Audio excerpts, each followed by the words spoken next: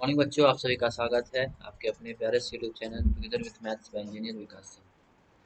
बच्चों, आज हम लोग बात करने वाले हैं लीनियर प्रोग्रामिंग प्रॉब्लम्स का सेकेंड लेक्चर के ऊपर, जहाँ हम लोग देखेंगे आज कुछ क्वेश्चंस जो कि हमारे 12th क्लास से रिलेटेड होंगे। हम लोगों ने फर्स्ट लेक्चर में क्या देखा था बच्चों? तो हम लोगों ने फर्स्ट लेक्चर में लीनियर प्रोग्रामिंग के बारे में एक बेसिक इंट्रोडक्शन देखा था, और साथ साथ हम लोगों ने क्या पढ़ा था, वहाँ पे हम लोगों ने देखा था कि 11th क्लास में जो हमारा ग्राफिकल सॉल्यूशन होता था, वो ग्राफिकल सॉल्यूशन से किस टाइप का कॉमन सेडेड रीजन हमें मिल सकता था, वो हम लोगों ने देखा। यानी कि हम लोगों ने देखा था कि हमारा जो कॉमन सेडेड रीजन हो सकता है वो बाउंडेड कॉमन रीजन हो सकता है या तो अनबाउंडेड। और एक केस हम लोगों ने ये भी देखा था कि हमारा जो लीनियर इन इक्वेशंस होता था, उनके मदद से अगर हम सॉल्यूशन निकालने का कोशिश कर रहे थे तो हमारा सॉल्यूशन फाइंड आउट नहीं हुआ था, बिकॉज कॉमन सेडेड रीजन कुछ भी नहीं मिला था। जब अगर कुछ भी कॉमन सेडेड रीजन ना मिले, दैट मीन्स हम बोलेंगे कि there will be no solution exist. ठीक है, वहाँ पे एक भी सॉल्यूशन एग्जिस्ट नहीं करेगा। और अगर कॉमन सेडेड रीजन मिल रहा है, दैट मीन्स या तो वो बाउंडेड सेडेड रीजन होगा, नहीं तो अनबाउंडेड।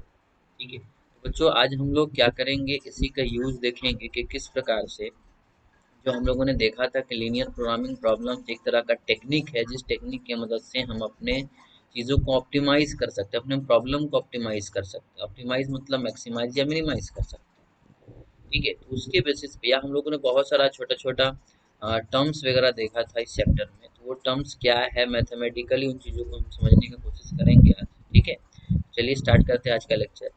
और लेक्चर स्टार्ट करने से पहले एक रिक्वेस्ट है आपसे, अगर आपने चैनल को सब्सक्राइब नहीं किया है तो पहले आप चैनल को सब्सक्राइब कर दें, बेल आइकन को प्रेस कर दें। इससे क्या होगा, आपको जो भी चैनल के अपडेट्स होंगे वो आपको मिलते रहेंगे। चलिए बच्चों स्टार्ट करते हैं आज का लेक्चर। और आज हम लोग स्टार्ट करेंगे क्वेश्चंस, और साथ साथ सीखेंगे कि इस क्वेश्चन में वो क्या क्या चीज़ें थी जो हम लोगों ने कहीं ना कहीं फर्स्ट लेक्चर में देखा है एज ए टर्म्स के बेसिस पे, वो चीज़ें हम लोग देखेंगे। ठीक है, चलिए बच्चों देखते हैं। पहला क्वेश्चन जो आपको स्क्रीन पे दिखाई दे रहा होगा, वो क्वेश्चन क्या है, solve the following linear programming problem graphically. Graphically solve करने का बात किया जा रहा है लीनियर प्रोग्रामिंग प्रॉब्लम को, और यहाँ बोल दिया गया है मैक्सिमाइज करने के लिए z is equal to 4x plus y को, subject to the constraints x plus y less than equal to 50, 3x plus y less than equal to 90 and x greater than equal to 0 and y greater than equal to. ठीक है, तो बच्चों क्या करना है, सबसे पहले हमें क्वेश्चन को समझना है। तो क्वेश्चन को समझना है, दैट मीन्स, तो ध्यान से देखिएगा आपको क्या दिखाई दे रहा है। हमारा एक लीनियर प्रोग्रामिंग प्रॉब्लम को ग्राफिकली सॉल्व करने का बात करा जा रहा है, और यहाँ पे बोला गया है मैक्सिमाइज करने के लिए z is equal to 4x plus. ठीक है, मैंने आपको क्या बताया था, मैंने इंट्रोडक्शन लेक्चर में आपको बताया था कि लीनियर प्रोग्रामिंग प्रॉब्लम एक ऑप्टिमाइजेशन टेक्निक है, यानी कि हम अपने प्रॉब्लम को या तो मैक्सिमाइज कर सकते हैं तो मिनिमाइज कर सकते हैं। ये प्रॉब्लम मतलब क्या, मैथमेटिकली यहाँ पे मैंने आपको बताया था कि हमारे पास एक ऑब्जेक्टिव फंक्शन होता है, जिस ऑब्जेक्टिव फंक्शन को हम मैक्सिमाइज या मिनिमाइज करने का बात करते हैं। तो मैंने आपको बताया था कि जब भी क्वेश्चन में आपको कहीं मैक्सिमाइज या मिनिमाइज करने वाला चीज़ सुनाई दे, ठीक है, कहीं भी आपको लगे, ऐसा फील हो कि चीज़ों को मैक्सिमाइज या मिनिमाइज करने का बात कहा जा रहा है, तो आप समझ जाइएगा कि वो जरूर हमारा ऑब्जेक्टिव फंक्शन। मैंने आपको बताया भी था कि ऑब्जेक्टिव फंक्शन को पहचानने का बहुत सिंपल तरीका है, वो z is equals to a x plus b y के फॉर्म में भी रहता है। यहाँ आप देख सकते हो, जो आपके पास क्वेश्चन दिखाई दे रहा है वहाँ z is equals to 4x plus y लिखा गया, that means z is equal to a x plus b y के फॉर्म में अवेलेबल है क्वेश्चन। और ये हमारा क्या है बाबू, z is equal to 4x plus y में ये जो 4x प्लस वाई है, ये हमारा क्या है, ये हमारा एक प्रकार का लीनियर फंक्शन है। ठीक है, लीनियर फंक्शन है, और इस लीनियर फंक्शन को हम एक ऑब्जेक्टिव फंक्शन कह रहे हैं। क्यों, तो किसी चीज़ों को मैक्सिमाइज करने का बात किया गया। ठीक है, और साथ साथ मैंने क्या बताया था बच्चों, इस ऑब्जेक्टिव फंक्शन को मैक्सिमाइज या मिनिमाइज करने के लिए हमारे पास system of linear inequations होंगे। हमारे पास क्या अवेलेबल होगा, system of linear inequations, और उसी system of linear inequations को हम लोग कंस्ट्रेंट्स के नाम से पुकारते हैं। तो आप देख सकते हो हमारे पास कुछ कंस्ट्रेंट्स दिए गए हैं। वो कंस्ट्रेंट्स क्या है, x plus y less than equal to 50, 3x plus y less than equal to 90, x greater than equal to 0 and y greater than equal to 0। ये हमारे पास कुछ कंस्ट्रेंट्स दिए गए। तो इन कंस्ट्रेंट्स के मदद से और इस ऑब्जेक्टिव फंक्शन को हम क्या करेंगे बाबू, मैक्सिमाइज या मिनिमाइज करेंगे। ठीक है, तो प्रोसीजर क्या है बच्चों, तो प्रोसीजर सॉल्व करने का बिल्कुल सही है, सिंपल है। ग्राफिकल अप्रोच होना चाहिए और इस ग्राफिकल अप्रोच से हम काम करेंगे। कैसे इस ऑब्जेक्टिव फंक्शन को मैक्सिमाइज किया जाए with the help of these linear constraints, वो काम हम सीखने वाले हैं आज के लेक्चर में। ठीक है, तो चलिए देखते हैं कि कैसे ऑब्जेक्टिव फंक्शन को मैक्सिमाइज किया जाए। देखिए, सबसे पहला बच्चों मैंने आपको बताया हुआ था कि हमारे पास जो भी क्वेश्चन दिया गया रहेगा उस क्वेश्चन को हम, ठीक है, लीनियर इन इक्वेशंस के बेसिस पे ऑप्टिमाइज करने का कोशिश करेंगे। लीनियर इन इक्वेशंस आपको मदद करेगा ग्राफ बनाने के। जैसे कि हम लोगों ने 11th क्लास में ग्राफ बनाया था, सेम उसी प्रोसीजर से हम ग्राफ बनाएंगे। आपको याद होगा पिछले क्लासेस में भी मैंने आपको कुछ क्वेश्चन करके दिखाया था, और उनमें से जो क्वेश्चन मैंने एग्जाम्पल के तौर पे लिया था वो सेम यही क्वेश्चन था। यही लीनियर इन इक्वेशंस वहाँ मौजूद थे और इन्हीं के बेसिस मैंने आपको ग्राफ बना करके दिखाया था। जस्ट सेम उसी तरह से इसी का ग्राफ हम बनाएंगे, और ग्राफ बनाने के बाद क्या अप्रोच होगा ताकि हमारा ऑब्जेक्टिव फंक्शन मैक्सिमाइज हो जाए, वो मैं आपको सिखाऊंगा। तो मैंने आपको बताया था कि क्वेश्चन को सॉल्व करने का यहाँ हमारे पास दो दो मेथड है, जिसमें से मैंने एक एक्चुअल मेथड आपको पिछले क्लास में सिखाया था। ठीक है, तो वो एक्चुअल मेथड आपको समझ में आ गया होगा क्या है, आप लोगों ने 11th क्लास में भी पढ़ा होगा। ठीक है, तो आज हम लोग क्या करेंगे, इस क्वेश्चन को ट्रिक मेथड, ट्रिकी अप्रोच से बनाएंगे। ठीक है, वो क्या ट्रिकी अप्रोच है जिसके बेसिस पर हम इस क्वेश्चन को सॉल्व करेंगे, तो सॉल्व करने का ट्रिकी अप्रोच मैं आपको अभी सिखाऊंगा। ठीक है, देखिए ध्यान से, ग्राफ बनाने का क्या ट्रिक है, क्या लॉजिक है, वो मैं आपको बताऊंगा, ध्यान देना। सबसे पहला हमारा ग्राफ बनाना है, तो ध्यान दीजिए हमारे पास हेयर, ठीक है, ऑब्जेक्टिव फंक्शन क्या है बात, हेयर ऑब्जेक्टिव फंक्शन इज क्या है बच्चों, z is equal to 4x plus y, ये हमारा ऑब्जेक्टिव फंक्शन। ठीक है, एंड आवर लीनियर कंस्टेंट्स, हमारे लीनियर कंस्टेंट्स क्या है बच्चों, तो हमारे लीनियर कंस्टेंट्स आप देख सकते हो क्या है, तो हमारे लीनियर कंस्टेंट्स हैं x plus y less than equal to 50, ये हमारा पहला लीनियर कंस्टेंट है। दूसरा 3x plus y less than equal to 90, ये हमारा दूसरा लीनियर कंस्टेंट है। तीसरा क्या है बच्चों, x greater than equal to 0, ये थर्ड लीनियर कंस्टेंट है। और फोर्थ क्या है बाबू, y greater than equal to 0, ये हमारा फोर्थ लीनियर कंस्टेंट है। मैंने आपको उस दिन बताया था बाबू कि जब भी x greater than equal to 0, y greater than equal to 0, या x ग्रेटर देन 0 या y ग्रेटर देन 0, ये चीज़ अगर आपको कहीं दिखाई दे तो इन दोनों का मतलब सीधा सीधा दिमाग में सेट कर लो, इसका कॉमन शेडेड रीजन जो भी होगा ना बाबू, इन दोनों का कॉमन शेडेड रीजन, ठीक है, कहाँ होगा बाबू, तो फर्स्ट क्वाड्रेंट में। जब इन दोनों का फर्स्ट क्वाड्रेंट में है, दैट मीन्स इससे हमें एक हिंट मिल गया कि इन चारों का जो कॉमन शेडेड रीजन होगा वो हमारा जो फिजिबल रीजन होगा, जिस अनबाउंडेड सॉरी बाउंडेड या अनबाउंडेड फिजिबल रीजन को हम ढूंढ रहे हैं इन चारों के मदद से, वो इन दोनों के कारण समझ में आ गया कि जरूर चारों का भी कहाँ रहा होगा बाबू, तो वो फर्स्ट क्वाड्रेंट में ही रहा होगा। मतलब हमारा फिजिबल रीजन जो होगा वो फिजिबल रीजन हमारा जरूर फर्स्ट क्वाड्रेंट में ही रहेगा, ये हम लोग यहाँ से पकड़ लिए। ठीक है, मतलब इतना तो समझ में आ गया कि हमारा आंसर, हमारा फिजिबल रीजन फर्स्ट क्वाड्रेंट में ही होगा, ये हम लोग समझ चुके हैं। और इन दोनों चीज़ों को हम लोग क्या बोलते हैं बाबू, इन दोनों चीज़ों को हम स्पेशली बोला करते हैं कि ये हमारा क्या है, तो ये हमारा नॉन नेगेटिव रेस्ट्रिक्शन। ठीक है, इसको हम लोग स्पेशली क्या बोलते हैं, non negative restriction. That's why common shaded region is found in the first quadrant. ठीक है, चलिए अब आगे बढ़ते हैं। आगे क्या करना है, अब हमें आगे क्या करना है बच्चों, तो इन चारों कंस्ट्रेंट्स के ऊपर हमें अब क्या करना है, ग्राफ बनाना है। ठीक है, तो मैंने आपको बताया था बाबू ग्राफ बनाने का तरीका, दैट मीन्स मैंने आपको बताया था कि हम केसेस बनाएंगे, तो हम सबसे पहले लिखेंगे केस नंबर 1।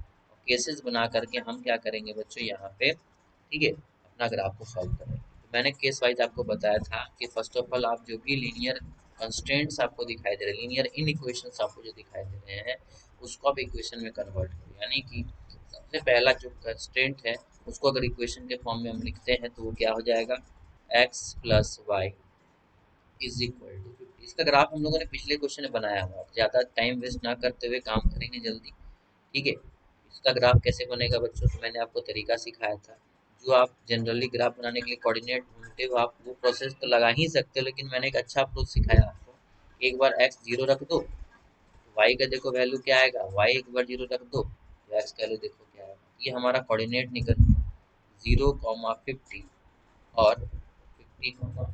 चलिए, ये हमारा केस नंबर 1 आ गया। उसके बाद हम क्या करेंगे, केस नंबर 2 फाइंड आउट करेंगे। केस नंबर 2 क्या है हमारा, हमारा सेकेंड लीनियर कंस्ट्रेंट उसको हम इक्वेशन के फॉर्म में कन्वर्ट करेंगे तो वो हो जाएगा 3x plus y is equal to 90। यहाँ से अब हमारा कोऑर्डिनेट जो फाइंड आउट होगा वो कोऑर्डिनेट क्या निकलेगा, ध्यान से देखिए। ठीक है, तो यहाँ भी वही अप्रोच लगाएंगे बाबू, एक्स वाई, एक्स अगर जीरो रखते हैं तो वाई का वैल्यू 90 हो जाएगा, और वाई का जीरो अगर रखते हैं वाई का वैल्यू तो एक्स का वैल्यू कितना हो जाएगा, 30 हो जाएगा। तो यहाँ से कोऑर्डिनेट क्या निकला, 0,90, और दूसरा कोऑर्डिनेट क्या निकला बाबू, 30,0। ठीक है, उसी तरह से तीसरा क्या है बाबू, थर्ड केस हमारा क्या है, तो हमारा थर्ड केस है बाबू x इक्वल टू 0। ठीक है, और हमारा फोर्थ केस क्या है बाबू, हमारा फोर्थ केस है y इक्वल टू 0। इसका तो आप क्या कोऑर्डिनेट निकालोगे, तो खुद एक इक्वेशन ऑफ स्ट्रेट लाइन है जिसको हम लोग एक्सिस बोलते हैं। एक्सिस इक्वल टू 0 किसका, कौन सा स्ट्रेट लाइन का इक्वेशन है बाबू, तो ये हमारा y एक्सिस को रिप्रेजेंट करता है, याद रखिएगा। और y इज इक्वल टू 0 किसको रिप्रेजेंट करता है, x एक्सिस को रिप्रेजेंट करता है, ये चीज़ याद रखना। ठीक है, ये हम लोगों ने फाइंड आउट कर लिया। अब क्या करेंगे हम लोग, अब हम लोग बाबू ग्राफ बनाएंगे। ठीक है, तो हमारा ग्राफ में क्या होता है, तो हमारे ग्राफ में बाबू एक्स एक्सिस और वाई एक्सिस होता है, तो हम first of all x axis और वाई एक्सिस ड्रॉ करेंगे। चलिए ध्यान दीजिएगा, है ना। तो हमारा सबसे पहले हम फाइंड आउट बनाते हैं एक्स एक्सिस। ये बाबू हमारा क्या है, ठीक है, ये हमारा मान लो एक्स एक्सिस। ठीक है, उसी प्रकार से ये हमारा नेक्स्ट क्या हो गया बाबू, ये हमारा हो गया वाई एक्सिस। ठीक है, एक चीज़ ध्यान रखना बाबू, ध्यान रखने वाला बात क्या है, एक चीज़ याद रखिएगा कि ऑलवेज ये काम जो आप कर रहे हैं, जो मैं काम कर रहा हूँ, ये तो मैं मान के चलो सिंपल एक वाइट शीट में कर रहा हूँ, लेकिन आपको ये काम ग्राफ पेपर में करना है। ये चीज़ याद रखिएगा, आपको ये काम ग्राफ पेपर में ही करना है। ठीक है, तो हमने बच्चों ड्रॉ कर दिया एक्स एक्सिस वाई एक्सिस, और ये हमारा कोऑर्डिनेट है 0,0। ठीक है, चलिए अब फर्स्ट ऑफ ऑल हम क्या करेंगे, हमारे पास जो केसेस बने हुए हैं बच्चों, उन केसेस से हम कोऑर्डिनेट्स लिखेंगे। आप ध्यान से देखिएगा, सबसे पहला चीज़ आपको ध्यान से देखने लायक क्या है, हम x में चेक करेंगे कि मैक्सिमम हमारा वैल्यू कहाँ तक गया। तो x में मैक्सिमम वैल्यू पॉजिटिव में 50 तक गया है, और इस वाले केस में 30 तक गया है। तो निगेटिव तो नहीं है, x में पॉजिटिव भी दिख रहा है। ठीक है, वी 50 तक, तो 30 और 50 हमें रिप्रेजेंट करना, तो उसके लिए हमें सोचना है। ठीक है, वाई में मैक्सिमम कहाँ तक गया है बाबू, 50 तक, यहाँ वाई में कहाँ तक, 90 तक। तो आपको कुछ ऐसा सोचना है कि हमारा ये सारा चीज़ को हम रिप्रेजेंट कर सके, बिकॉज अगर हम कोई कोऑर्डिनेट शो करते हैं तो उसके लिए हमें कुछ रेंज लेकर के फिक्स करना पड़ता है एक्सिस पे। ठीक है, तो हम क्या कर लेंगे बच्चों, तो हम एक काम करते हैं 20-20 का रेंज ले लेते हैं। ठीक है, तो ये हमारा क्या है बच्चों, 20। ठीक है, ये क्या हो जाएगा, 40, ये हो जाएगा आपका 60, ये हो जाएगा आपका 80, और ये हो जाएगा बच्चों आपका 100। ठीक है, उस तरह से ऊपर देख लो, ये हो जाएगा 20, ये हो जाएगा बच्चों आपका 40, ये हो जाएगा आपका 60। ठीक है, ये हो जाएगा आपका 80, और ये हो जाएगा बाबू आपका 100।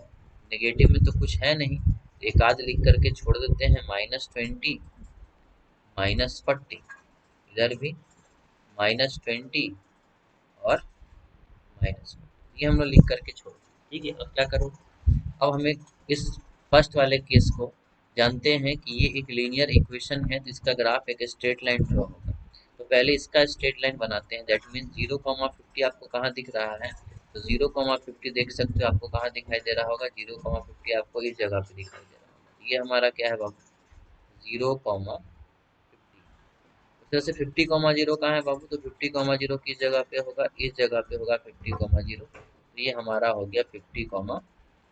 अब इन दोनों से क्या पास करेगा, तो इन दोनों से पास करेगा बाबू एक स्ट्रेट लाइन। तो स्ट्रेट लाइन हम ड्रॉ कर लेते हैं, ध्यान से देखिएगा। ठीक है,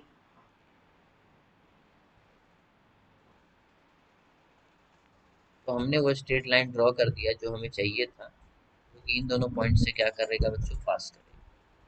ठीक है, चलिए हमने वो स्ट्रेट लाइन ड्रॉ कर दी है ना। ठीक है, ये स्ट्रेट लाइन किसका, कौन से इक्वेशन का ड्रॉ हुआ बाबू, तो ये x plus y is equal to 50, इसका स्ट्रेट लाइन हमने ड्रॉ किया। ये आप जरूर रिप्रेजेंट कीजिएगा ताकि आपको पहचान में आए कि हमारा स्ट्रेट लाइन कौन से इक्वेशन का है। इसलिए ये चीज़ आप जरूर लिखिएगा स्ट्रेट लाइन के बगल में, कि ये हमारा x plus y is equal to 50 नाम के इक्वेशन का स्ट्रेट लाइन। ठीक है, अब दूसरा हमारा इक्वेशन कौन है, 3x plus y is equal to 90। तो इसका हम ग्राफ ड्रॉ करेंगे। तो इसका ग्राफ ड्रॉ करने का मतलब इसका कोऑर्डिनेट कहाँ का है, ध्यान से देखिए 0,90, दैट मीन 0,90 किस जगह आएगा बच्चों, 0,90 आपका इस जगह पे दिखाई देगा। ठीक है, इसी तरह से 30,0 कहाँ दिखाई देगा बच्चों, तो 30,0 हमें इस जगह पे दिखाई देगा। ये हमारा हो गया 30,0। ठीक है, तो हमने दो पॉइंट डाल दिया, इसके बेसिस पे हम इसका स्ट्रेट लाइन ड्रॉ करेंगे। तो ध्यान से देखिए इसका स्ट्रेट लाइन कहाँ ड्रॉ होगा, ठीक है, वो ध्यान से देखिए। ठीक है,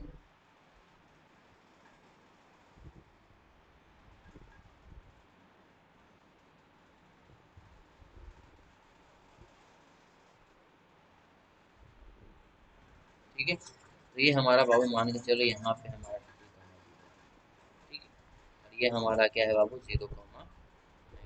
ये हमने अपना दूसरा स्ट्रेट लाइन ड्रॉ कर दिया, जो कि हमारा क्या है 3x+y इज इक्वल टू 90 नाम के स्ट्रेट लाइन का ये क्या है, ठीक, इक्वेशन का क्या है एक स्ट्रेट लाइन। ठीक है, इस तरह से थर्ड इक्वेशन क्या है बाबू, case number 3, x equal to zero. तो मैंने बताया था x is equal to zero किसको रिप्रेजेंट करता है, ये y एक्सिस को रिप्रेजेंट करता है, और y is equal to zero किसको रिप्रेजेंट करता है, x एक्सिस को रिप्रेजेंट करता है। तो मैंने सारा इक्वेशन यहाँ पे रिप्रेजेंट कर दिया।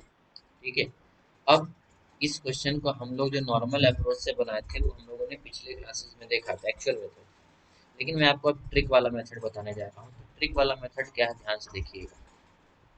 ठीक है, ट्रिक वाला मेथड क्या है, तो सबसे पहला ध्यान दो, ट्रिक में सबसे पहला काम क्या करना है, अब हम इसे सेड करते हैं। तो सेड करने का ये अप्रोच, ट्रिक जो है किसके लिए बाबू, फॉर सेडिंग, सेड करने के लिए ट्रिक है। तो तरीका क्या है, ध्यान सुनिएगा।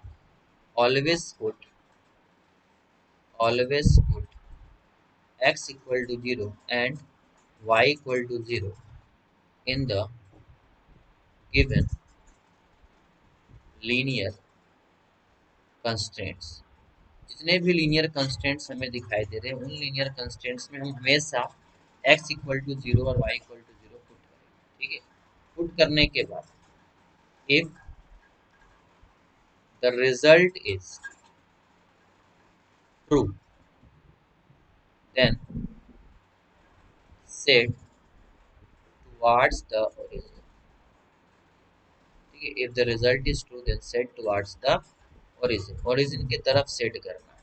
ठीक है, तीसरा चीज क्या बोला गया, if the result is false, अगर रिजल्ट क्या हो बाबू फॉल्स हो, then set away from the, ठीक है, then set away from the origin. तो हमेशा किधर सेट करना है बाबू, away from the origin set करना है। तो हमारे पास, ठीक है, हमारे पास जो ट्रिक है उस ट्रिक को हम फॉलो करेंगे और उस ट्रिक को फॉलो करके हम सेट करने का कोशिश करेंगे। ठीक है, तो ध्यान से देखिएगा हमारा कंस्ट्रेंट्स क्या क्या है। हमारा सबसे पहला कंस्ट्रेंट क्या है बाबू, ध्यान से देखो, हमारा सबसे पहला कंस्ट्रेंट है x plus y less than equal to 50। ठीक है, चलो देखो ध्यान से, थोड़ा सा मैं नीचे यहाँ पे आपको करके समझा रहा हूँ। ठीक है, हमारा सबसे पहला रफ में यहाँ पे मैं आपको समझाने का कोशिश कर रहा हूँ, ध्यान दीजिए। ठीक है, ये सब सारा रफ वर्क है, यहाँ रफ में मैंने ट्रिक लिखा है, सब नोट करके आप कहीं लिख लीजिएगा अच्छे से अपने नोट में। ठीक है ना, रफ में मैं क्या लिख रहा हूँ, 3x plus y less than equal to 50। ठीक, sorry x plus Y, 3x+y नहीं, एक्स प्लस वाई। ठीक है, x plus y less than equal to 50, यही हमारा फर्स्ट लीनियर कंस्ट्रेंट था। हम ट्रिक के अकॉर्डिंग अगर काम करेंगे तो ट्रिक के अकॉर्डिंग क्या कहा गया, एक्स की जगह पे जीरो और वाई की जगह पे जीरो पुट। देखो जीरो पुट करते हैं तो क्या हो जाएगा, zero plus zero less than equal to 50, यानी कि zero less than equal to. क्या ये जो लिखा गया है ये सही है या गलत, जीरो छोटा होता है या बराबर होता है 50 से, सही है कि गलत, ये बाबू क्या है स्टेटमेंट, ट्रू। अगर स्टेटमेंट ट्रू रहेगा तो क्या बोला गया, if the result is true तो क्या करना है, said towards the origin, origin की तरफ सेट करना है। ध्यान से देखिएगा बाबू, जिस चीज को हम लोगों ने भी देखा है वो बोला जा रहा है कि अगर x plus y equal to 50 वाला केस स्ट्रेट लाइन आपको ये दिख रहा है, या तो इस स्ट्रेट लाइन की इधर सेट होगा, नहीं तो इधर से। तो हम क्या करेंगे, हमने देखा कि रिजल्ट ट्रू आया है तो हम सेट किधर करेंगे, तो हम सेट करेंगे टुवर्ड्स द ओरिजिन, यानी कि इस वाले स्ट्रेट लाइन का, ठीक है, इस वाले स्ट्रेट लाइन का जो कि x प्लस वाई बराबर 50 का स्ट्रेट लाइन है, उसका रिजल्ट हमने क्या पाया, ट्रू पाया, तो हम टुवर्ड्स द ओरिजिन, मतलब ओरिजिन की तरफ सेट करेंगे। हमारा ओरिजिन इस जगह है, इसकी तरफ सेट करेंगे, यानी कि मतलब सेट किधर होगा बाबू, सेट देखो इस तरफ। तो हमने इस तरफ क्या किया बाबू, सेट कर। ठीक है, थोड़ा सा विजुअलाइजेशन है बाबू, गौर करते चलना, स्टेप बाय स्टेप गौर करते चलना। ठीक है, तो ये हम लोगों ने पहला स्टेट जो लीनियर कंस्ट्रेंट था उसका सेट कर लिया कि हमारा सॉल्यूशन इसके इस तरफ होगा, इस स्ट्रेट लाइन के इस तरफ। ठीक है, उसी तरह से नेक्स्ट क्या है हमारा दूसरा कंस्ट्रेंट, क्या है, 3x plus y less than equal to 90। ठीक है, 3x plus y less than equal to 90। देखो 3x plus y less than equal to 90, इसमें हम लोग जीरो जीरो पुट करेंगे, वैसे यही काम करते हैं। तो zero plus zero less than equal to 90 यही आएगा, जीरो पुट करने के बाद zero less than equal to 90, यानी कि ये रिजल्ट तो ध्यान से देखिए ट्रू या फॉल्स। जीरो छोटा है या बराबर है 90 के, जी हाँ बिल्कुल सही है, जीरो छोटा तो होता ही है 90 का, दैट मीन्स रिजल्ट ये भी क्या है बच्चों, ट्रू है। रिजल्ट मैंने क्या बताया, जब ट्रू रहेगा तो सेट किधर करेंगे, टुवर्ड्स द ओरिजिन। तो ध्यान से देखिएगा, इस बार हमारा जो स्ट्रेट लाइन, ठीक है, हमारा जो स्ट्रेट लाइन इस बार कौन सा है, ये वाला, D x plus y is equal to 90 नाम का स्ट्रेट लाइन, इसीलिए मैंने यहाँ नाम लिखा है इक्वेशन में, ताकि आपको पहचानने में दिक्कत हो। तो इसका भी टुवर्ड्स द ओरिजिन, मतलब ओरिजिन की तरफ सेट करें। देखो ओरिजिन की तरफ अगर सेट करते हो तो ये भी किस तरह से सेट होगा, ये बच्चों इस तरह से सेट, ठीक है, ये इस तरह से सेट।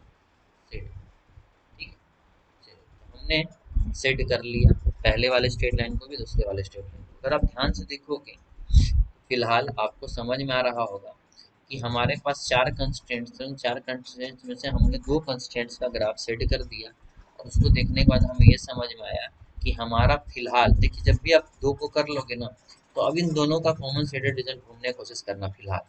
तो हमने देखा कि इन दोनों स्टेट लाइन का कॉमन सेट रीजन, मतलब मतलब मान लो थोड़ा देर के लिए आप इसको सेट करते हो, इसको कलर करते हो, तो ब्लू रंग से इसको इधर सेट किए और रेड रंग से इसको इधर सेट किए, दोनों को ऐसा कौन सा जगह है जहाँ दोनों कलर मिक्स किया होगा, 100% बाबू ये जगह है जहाँ दोनों का कलर मिक्स किया होगा। ध्यान से देखो,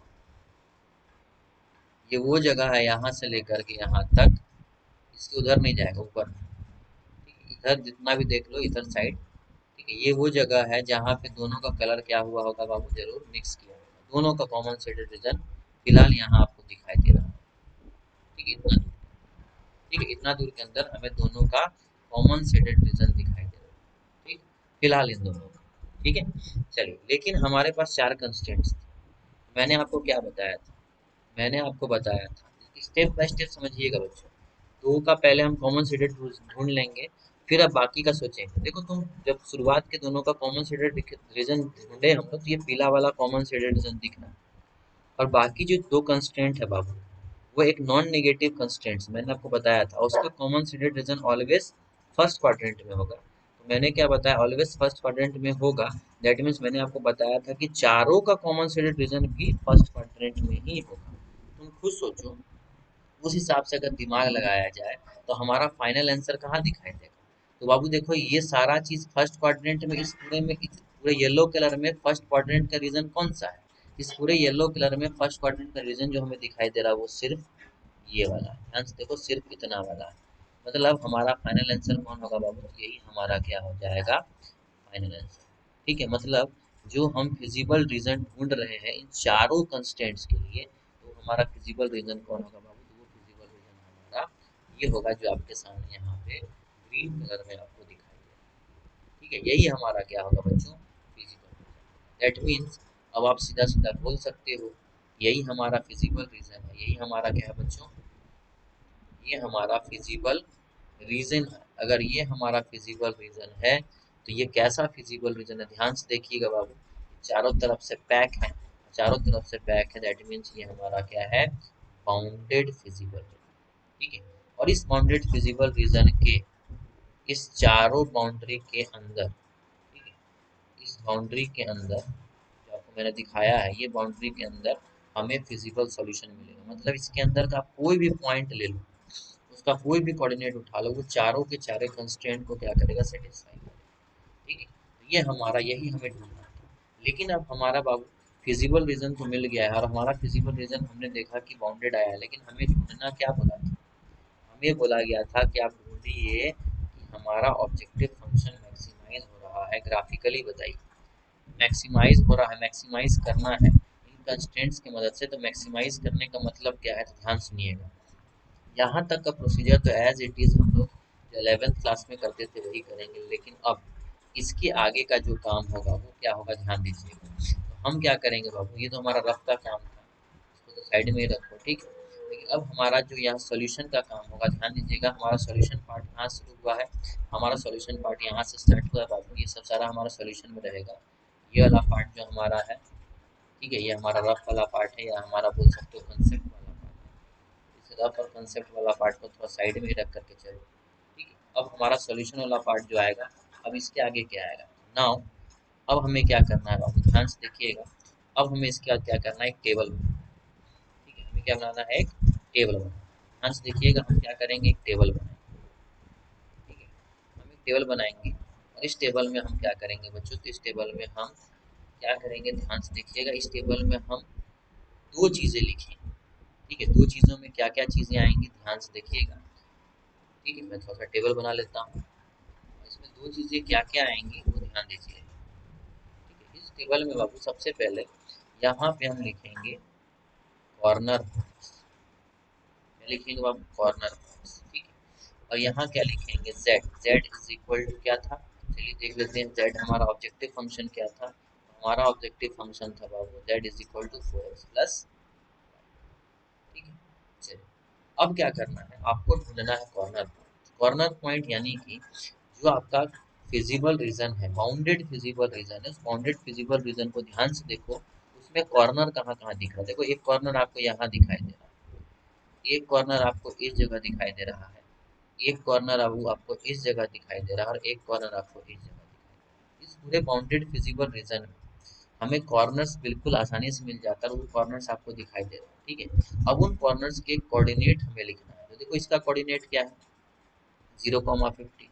इसका कोऑर्डिनेट क्या है, ओरिजिन यानी कि 0,0। इसका कोऑर्डिनेट क्या है बाबू, इसका कोऑर्डिनेट देख लो, आपको 30,0 दिखाई दे रहा है, ठीक है। और एक कोऑर्डिनेट यहाँ दिख रहा है, इसका कोऑर्डिनेट क्या होगा, देखो थोड़ा सा ग्राफ पे जब बनाओगे तो एग्जैक्टली आपको समझ में आएगा कि इसका कोऑर्डिनेट बाबू 20 और यहाँ 30 ऐसा दिखाई देगा। मतलब इसका कोऑर्डिनेट आपको दिखाई देगा 20,30। जब आप ग्राफ से करोगे तो आपको समझ में आ जाएगा। थोड़ा ग्राफ बना हुआ नहीं, इसलिए थोड़ा सा डिस्टर्बेंस हो रहा है। मतलब हमारा ये पॉइंट का कोऑर्डिनेट क्या है, 20,30। हमारा कोऑर्डिनेट क्या क्या निकला, 0,50 निकला, ठीक है। 0,50 तो हमने लिख लिया। सबसे पहला कोऑर्डिनेट हमारा क्या निकला, 0,50 कॉर्नर पॉइंट्स। दूसरा क्या निकला बाबू, दूसरा निकला हमारा 0,0। तीसरा क्या निकला बाबू हमारा, तीसरा हमारा निकला 30,0। और चौथा हमारा क्या निकला बाबू, चौथा हमारा निकला, ठीक है, 20,30। अब क्या करो, तो कॉर्नर पॉइंट्स हमें मिल गया। अब यही कॉर्नर पॉइंट डिसाइड करेगा कि हमारा कौन से कॉर्नर पॉइंट के चलते जो हमारा ऑब्जेक्टिव फंक्शन है, कि जो हमारा ऑब्जेक्टिव फंक्शन है वो क्या कर जाएगा बाबू, तो वो मैक्सिमाइज कर जाएगा, ठीक है। ऑब्जेक्टिव फंक्शन को हमको क्या करना है, मैक्सिमाइज करना था। तो ये ऑब्जेक्टिव फंक्शन कौन से कॉर्नर पॉइंट के चलते मैक्सिमाइज कर रहा है वो हम ढूंढेंगे। ध्यान से देखिएगा, इस कॉर्नर पॉइंट्स में एक्स कॉमा वाई है, तो एक्स वैल्यू रख दो, तो जेड इज इक्वल टू कितना मिलेगा, एक्स का वैल्यू 0 रखोगे, वाई का वैल्यू 50 रखोगे, तो जेड का वैल्यू 50 मिल जाएगा। यहाँ से जेड का वैल्यू देख लो, रखने के बाद 0 मिलेगा। यहाँ से जेड का वैल्यू कितना मिलेगा बाबू, 120 मिलेगा। और यहाँ से जेड का वैल्यू देख लेना, 4 टू जेड 80 प्लस 30 मतलब 110 मिलेगा। तो आपको दिखाई दे रहा होगा कि आपको बोला गया ऑब्जेक्टिव फंक्शन को मैक्सिमाइज करना। देख लो, ऑब्जेक्टिव फंक्शन क्या करने बोला, मैक्सिमाइज। तो मैक्सिमाइज मतलब तो मैक्सिमम वैल्यू जेड का किस पे मिल रहा है, ये देख लो ध्यान से बबू, ये मैक्सिमम है, ठीक है। तो हम लास्ट में लिखेंगे, क्या लिखेंगे, देयरफॉर, ठीक है, our objective function, our objective function z is equal to 4x plus y is maximum, ठीक है, एट कॉर्नर पॉइंट, ठीक है, 30,0 and the maximum value is, ठीक है, द मैक्सिमम वैल्यू इज 120। यहाँ तक लिख करके छोड़ देना। यही आपका क्या है बाबू, फाइनल सॉल्यूशन। तो बस एक्स्ट्रा यही काम हमें 12th क्लास में करना है। बाउंडेड शेडेड रीजन जहाँ दिखाई दिया, ठीक है, तो आप चुपचाप वहां से कॉर्नर पॉइंट्स निकाल लेना।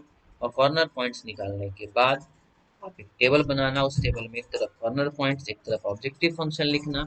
और उन कॉर्नर पॉइंट्स के बेसिस पे अगर मैक्सिमम बोलेगा तो किस पॉइंट पे मैक्सिमम निकल रहा है वो नीचे लिख दीजिएगा और मैक्सिमम वैल्यू क्या है। अगर बोलेगा मिनिमम तो देखना किस कॉर्नर पॉइंट पे मिनिमम वैल्यू निकल रहा है और वो मिनिमाइज किस पॉइंट के कारण हो रहा है। ठीक है ना, जैसे मान लो इसी क्वेश्चन में बोलता है मिनिमम मिनिमाइज करने के लिए, तो बोलते हैं कि our objective function z is equal to 4x plus y is minimum at the corner point 0, 0 and the minimum value is 0। काम खत्म।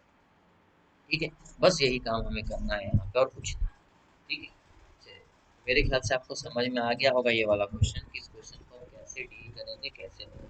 ठीक है, चलिए और भी कुछ क्वेश्चन हम करते हैं, लेकिन एक चीज ध्यान दीजिएगा बाबू, यहाँ पे एक प्रॉब्लम क्रिएट होता था।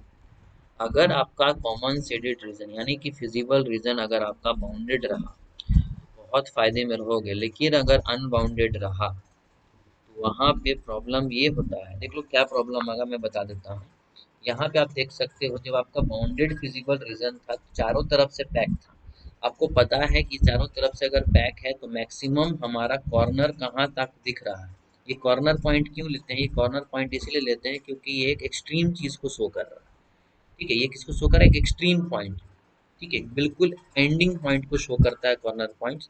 और उसके बेसिस पे हम पता करते हैं कि किस कॉर्नर पॉइंट के चलते हमारा ऑब्जेक्टिव फंक्शन, ठीक है, जब ये एक्सट्रीम पॉइंट को शो कर रहा है तो कहीं ना कहीं यही वो पॉइंट है जिनमें से कोई ना कोई पॉइंट के चलते हमारा ऑब्जेक्टिव फंक्शन या तो मैक्सिमाइज करेगा या मिनिमाइज। लेकिन जब हमारा अनबाउंडेड शेडेड रीजन रहता है तो अनबाउंडेड शेडेड रीजन का कोई अंत तो है नहीं, वो चारों तरफ से पैक तो रहता नहीं, वो कहाँ एंड करेगा, उसका एक्सट्रीम पॉइंट क्या होगा वो क्लियरली पता नहीं चल पाता। इसीलिए वहाँ पे हमें थोड़ा सा एक स्टेप और काम करना पड़ता है, वहाँ एक वेरिफिकेशन स्टेप लगाना पड़ता है। जिस वेरिफिकेशन स्टेप के बेसिस पे हम ये पता कर सकते हैं कि हमारा ऑब्जेक्टिव फंक्शन मैक्सिमाइज होगा कि नहीं होगा। ठीक है, वो चीज़ हम लोग वहाँ पे देखते हैं। तो अनबाउंडेड का थोड़ा सा एक्स्ट्रा काम होता है, बाकी बाउंडेड बहुत आसान है। बाउंडेड में कुछ नहीं, आपने देखा है, सेम यही काम हर जगह पे। ठीक है, तो बाउंडेड अगर मिल गया तो आपके लिए बहुत फायदे में। ठीक है, और ये जो ट्रिक मैंने आपको सिखाया बच्चों, ये ट्रिक आप लगाइए, बहुत आसानी से काम कर सकते हो। देखिए कभी कभी ऐसा भी होता है कि ट्रिक फेल कर जाए। ठीक है ना, जैसे मान लो इफ द ट्रिक फेल्स। ठीक है, ट्रिक फेल कब करेगा बाबू, तो ट्रिक फेल करेगा कब, ठीक है, जब इनइक्वालिटी, ठीक है, इनइक्वालिटी से आप क्या करोगे, डिसाइड नहीं कर पाओगे। ठीक है ना, इनइक्वालिटी से क्या नहीं कर पाओगे, यू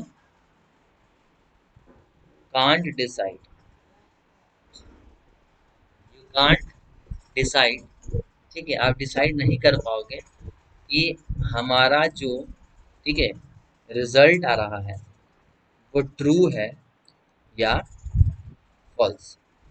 अगर ट्रिक के बेसिस पे आप इनइक्वालिटी को देखने के बाद डिसाइड नहीं, जैसे यहाँ देख लो, यहाँ पे हम लोगों ने डिसाइड किया ये ट्रू है। ठीक है, ये ट्रू है, डिसाइड कर पा रहे हैं। लेकिन किसी कारण से अगर आप डिसाइड नहीं कर पा रहे हो कि ट्रू है कि फॉल्स है इनइक्वालिटी को देख करके, तो उस केस में ट्रिक समझ लेना फेल कर गया। और अगर ट्रिक हमारा फेल कर गया तो क्या करेंगे, तो भैया उस समय सीधा सीधा हम जो नॉर्मल अप्रोच, ठीक है ना, then follow our actual approach. ठीक है, जो आप एक्चुअल अप्रोच में सीखे थे, इधर भी तरफ का एक पॉइंट ला करके रख दो और वहां से चेक करके देखो जिस तरफ का पॉइंट सेटिस्फाई करेगा उधर तरफ ही सेट हो जाएगा। तो एक्चुअल अप्रोच फॉलो कर लेना अगर ट्रिक फॉलो नहीं होना तो। ठीक है, अभी क्वेश्चन देखेंगे हम, समझ में आ जाएगा। ठीक है ना, तो चलिए इस चीज़ को मैं थोड़ा सा अच्छे से आपको दिखा दूँ पूरा ऊपर से, ताकि आपको अच्छे से समझ में आ जाए। देख लो, यहाँ पे हमारा क्वेश्चन था, इस क्वेश्चन में हमने ऑब्जेक्टिव फंक्शन लिखा, कंस्ट्रेंट्स लिखे, ये जो नॉन निगेटिव कंस्ट्रेंट्स है उसके बेसिस पे हमें पता चल गया कि हमारा common shaded region first quadrant हो। ये दोनों चीज़ रहना चाहिए बाबू। ठीक है ना, x greater than equal to zero, y greater than equal to zero रहना चाहिए। अगर है तो आप एग्जैक्टली डिसाइड कर लोगे कि हमारा फर्स्ट क्वाड्रेंट ही कॉमन सेटेड रीजन रहेगा और चारों का भी आंसर फर्स्ट क्वाड्रेंट में ही आएगा, यानी कि फिजिबल रीजन भी फर्स्ट क्वाड्रेंट में ही मिलेगा। फिर इन कंस्ट्रेंट्स के बेसिस पे हमने केस बनाया। केस में हम लोगों ने देखा कि हमारा केसेस में लीनियर इक्वेशन के बेसिस पे हम लोग ग्राफ जनरेट कर सकते हैं और उस स्ट्रेट लाइन को जनरेट करने के बाद हमने सेट करने की ट्रिक लगाया। जहाँ हम लोगों ने कंस्टेंट्स में 0 0 रख करके सेट किया और देखा कि हमारा कंडीशन ट्रू आ रहा कि फॉल्स। अगर ट्रू है तो रीजन, ठीक है, ओरिजिन की तरफ सेट होगा, अगर फॉल्स है तो ओरिजिन के बाहर सेट होगा, ठीक है, ओरिजिन से दूर सेट होगा, ठीक है। और उसके बाद मैक्सिमाइज या मिनिमाइज करने के लिए अगर बाउंडेड रीजन है तो कॉर्नर पॉइंट्स ढूंढिए, कॉर्नर पॉइंट्स रखने के बाद ऑब्जेक्टिव फंक्शन में कॉर्नर पॉइंट्स को सेटिस्फाई करो, जो जेड का मैक्सिमम वैल्यू रहेगा वही मैक्सिमम वैल्यू होगा, जिस कॉर्नर पॉइंट के चलते मैक्सिमाइज हो रहा वो हम लिख देंगे, काम खत्म, बस इतना ही हमें काम, ठीक है। चलिए आगे बढ़ते हैं, आगे बढ़ते हैं नेक्स्ट क्वेश्चन की ओर। अब नेक्स्ट क्वेश्चन में आपको दिखाता हूँ, थोड़ा सा 3 4 5 क्वेश्चन हम लोग करेंगे ताकि हमें संतुष्टि मिल जाए कि हमने जो सीखा है बिल्कुल हमसे परफेक्टली हो पाए, ठीक है। और याद रहे बच्चों, ये सारा काम काम जो करना है ना बाबू, ये सारा काम जो करना है आपको कहाँ करना है, ठीक है, ग्राफ कॉपी। ये सारा का सारा काम ग्राफ कॉपी पे ही करना है, एग्जाम में भी आपको ग्राफ कॉपी ही मिलेगा, और ये प्रैक्टिस करने के बाद आपके लिए ज़्यादा बेहतर हो जाएगा। यहाँ तो मेरे पास कलरफुल पेन है तो मैं यूटिलाइज करके समझ पा रहा हूँ, लेकिन आपके पास पेंसिल रहेगा, और इस ग्राफ कॉपी में यूज ओनली पेंसिल, ठीक है ना, पेन का यूज भूल करके भी नहीं करना है, हमेशा किसका यूज करना है, पेंसिल, ठीक है। तो ग्राफ पेंसिल के बेसिस पे ही बनाना है और कुछ नहीं, ठीक है। प्रैक्टिस करोगे तो समझ में आ जाएगा। चलिए ठीक है, आगे बढ़ते हैं। नेक्स्ट हमारा क्वेश्चन क्या है, ध्यान से देखिएगा, क्वेश्चन नंबर 2 देख लो, बोला गया solve the following linear programming problem graphically minimize. इस बार क्या बोला गया बच्चों, मिनिमाइज करने के लिए किसको, z is equal to 2x, sorry 200x plus 500y। ये हमारा क्या समझ में आ गया, ये हमारा ऑब्जेक्टिव फंक्शन है। क्यों, क्योंकि इस चीज़ को मैक्सिमाइज करने के लिए, मिनिमाइज करने के लिए बोला गया है। जब चीज़ को मिनिमाइज या मैक्सिमाइज करने के लिए बोला जाता है तो वही हमारा ऑब्जेक्टिव फंक्शन कहलाता है। हमने पकड़ लिया कि ये हमारा ऑब्जेक्टिव फंक्शन है, और हमारा कंस्ट्रेंट्स कौन है बाबू, ये हमारा कंस्ट्रेंट्स, ठीक है। चलिए सॉल्यूशन की ओर बढ़ते हैं, देखते हैं इसका सॉल्यूशन कैसा है, ठीक है। चलिए देखिए, सबसे पहला हमारे पास क्या है, तो आवर ऑब्जेक्टिव फंक्शन, ठीक है। तो हमारा ऑब्जेक्टिव फंक्शन क्या है, पहले हम वो देखेंगे। तो हमने देखा कि हमारा ऑब्जेक्टिव फंक्शन क्या है, 200x प्लस 500, ठीक है, एंड आवर लीनियर कंस्टेंट्स। हमारे लीनियर कंस्टेंट्स क्या है, तो हमारे लीनियर कंस्टेंट्स है बाबू, ध्यान दीजिएगा, ठीक है, x plus 2y greater than equal to 10, first linear constant, ठीक है। 3x plus 4y less than equal to 24, ये हमारा सेकेंड लीनियर कंस्टेंट। फिर x greater than equal to 0, ये हमारा थर्ड लीनियर कंस्टेंट। फिर y greater than equal to 0, ये हमारा फोर्थ लीनियर कंस्टेंट। ये ध्यान से देखो, नॉन नेगेटिव रिस्ट्रिक्शन है बाबू, दैट मीन्स समझ में आ गया कहाँ होगा common shaded region, first quadrant में क्या रहेगा, कॉमन शेडेड रीजन, इन दोनों, ठीक है। जब इन दोनों का common shaded region first quadrant, that mean सीधा सीधा सा बात है, इन चारों का बेसिस पे जो हमारा फिजिबल रीजन आएगा, हमें एक हिंट मिल गया कि हमारा जो फिजिबल रीजन होगा वो भी कहाँ होगा, फर्स्ट क्वाड्रेंट में ही होगा। ये हमें एक हिंट मिल गया। चलिए ठीक है, आगे प्रोसीड करते हैं, हिंट तो मिल ही गया है ना, समझ में आ रहा है कि आंसर फर्स्ट क्वाड्रेंट में ही होगा। चलिए देखिए अब क्या करते हैं, फिर से वही काम, केसेस बनाएंगे, ठीक है। चलिए केस बनाते हैं, देखते हैं केस बनाने के बाद क्या होता है। केस नंबर 1, ठीक है। हमारा सबसे पहला इनइक्वालिटी क्या है बाबू, x plus 2y greater than equal to 10, जिसको हम इक्वेशन में कन्वर्ट करेंगे। कन्वर्ट करने के बाद इसका हम अब कोऑर्डिनेट फाइंड आउट करेंगे,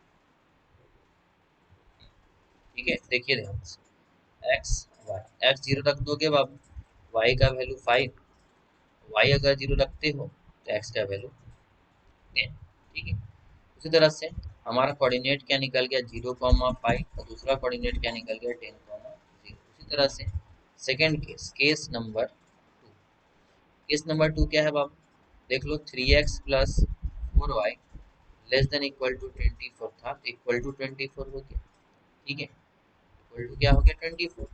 तो अब क्या करोगे, यहाँ से फिर से इसका, ठीक है, कोऑर्डिनेट ढूंढोगे। तो कोऑर्डिनेट ढूंढने का मतलब क्या है, ध्यान से देखिएगा, ठीक है, ये हमारा x, ये हमारा y। तो अगर x 0 रखते हो बाबू तो y का वैल्यू कितना हो जाएगा, 4 6 जा 24। अगर y का वैल्यू 0 रखते हो तो 3 8 जा 20, ठीक है, आएगा। ये हमारा कोऑर्डिनेट क्या मिला, 0,6 और 8,0। उसी इसी तरह से तीसरा केस क्या है बाबू, तो हमारा थर्ड केस है x इक्वल टू 0, और हमारा फोर्थ केस क्या है बाबू, हमारा फोर्थ केस है y इक्वल टू। ये किसको शो करेगा, y एक्सिस को, और ये किसको शो करेगा, x एक्सिस। हमारे पास सारा चीज़ अवेलेबल हो चुका है, और हमें बस ग्राफ बनाना है। ठीक है, तो देखिए ग्राफ बनाते हैं। ठीक है, ग्राफ बनाने के लिए क्या मौजूद होना चाहिए हमारे पास, तो हमारे पास मौजूद होना चाहिए बाबू, चलो एक ब्लैक वाला ले लेता हूँ, इससे मज़ा नहीं आएगा। ठीक है, तो हमारे पास क्या होना चाहिए, हमारे पास एक्स एक्सिस और वाई एक्सिस। ये देखो हमारे पास हमारा एक्स एक्सिस आ गया। ठीक है, और ये हमारा आ जाएगा बाबू अब वाई एक्सिस। चलिए अब ध्यान से देखिए, ये हमारा एक्स, ये हमारा एक्स डैश, ये हमारा वाई, और ये हमारा वाई। ठीक है, अब क्या करेंगे, देख लो एक्स में मैक्सिमम 10 तक गया और 8 तक गया, नीचे 5 और 6, मतलब दो दो का ले लेते हैं। ठीक है, तो ये हो गया 2 4 6 8 और 10। ठीक है, इधर भी देख लो 2 4 6 8 और 10। ठीक है, निगेटिव में तो है नहीं, एक आध दो लिख करके छोड़ देते हैं फॉर्मेलिटी के लिए। ठीक है, चलिए अब देखते हैं कोऑर्डिनेट क्या क्या है। सबसे पहला कोऑर्डिनेट है 0,5, कहाँ होगा बाबू, तो इस जगह देखो ध्यान से, ये होगा हमारा 0,5। ठीक है, दूसरा क्या है 10,0, कहाँ होगा सर, ये होगा हमारा 10,0। ठीक है, तो इस वाले से हमने देखा कि एक स्ट्रेट लाइन निकलेगा, तो स्ट्रेट लाइन क्या होगा बाबू, चलिए उस स्ट्रेट लाइन को भी ड्रॉ कर लेते हैं जल्दी से।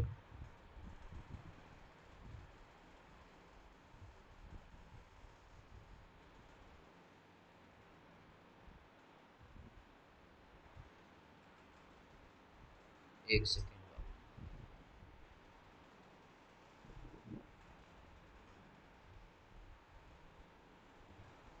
ठीक है, ये हमारा स्ट्रेट लाइन बाबू ड्रॉ। ठीक है, ये हमारा मान लो लेटेस्ट सपोज 0,5 से पास कर रहा है, ये हमारा 10, तो ग्राफ नहीं है सिर्फ ऊपर नीचे होगा ही होगा। ठीक है, चलिए नेक्स्ट क्या है बाबू, 0,6, तो 0,6 कहाँ है, चलिए एक सेकेंड हो जाइए, थोड़ा सा यहाँ गड़बड़ हो सकता है, थोड़ा सा इसको सुधार लिया जाए, थोड़ा सा नीचे कर लेते हैं इस चीज़ को।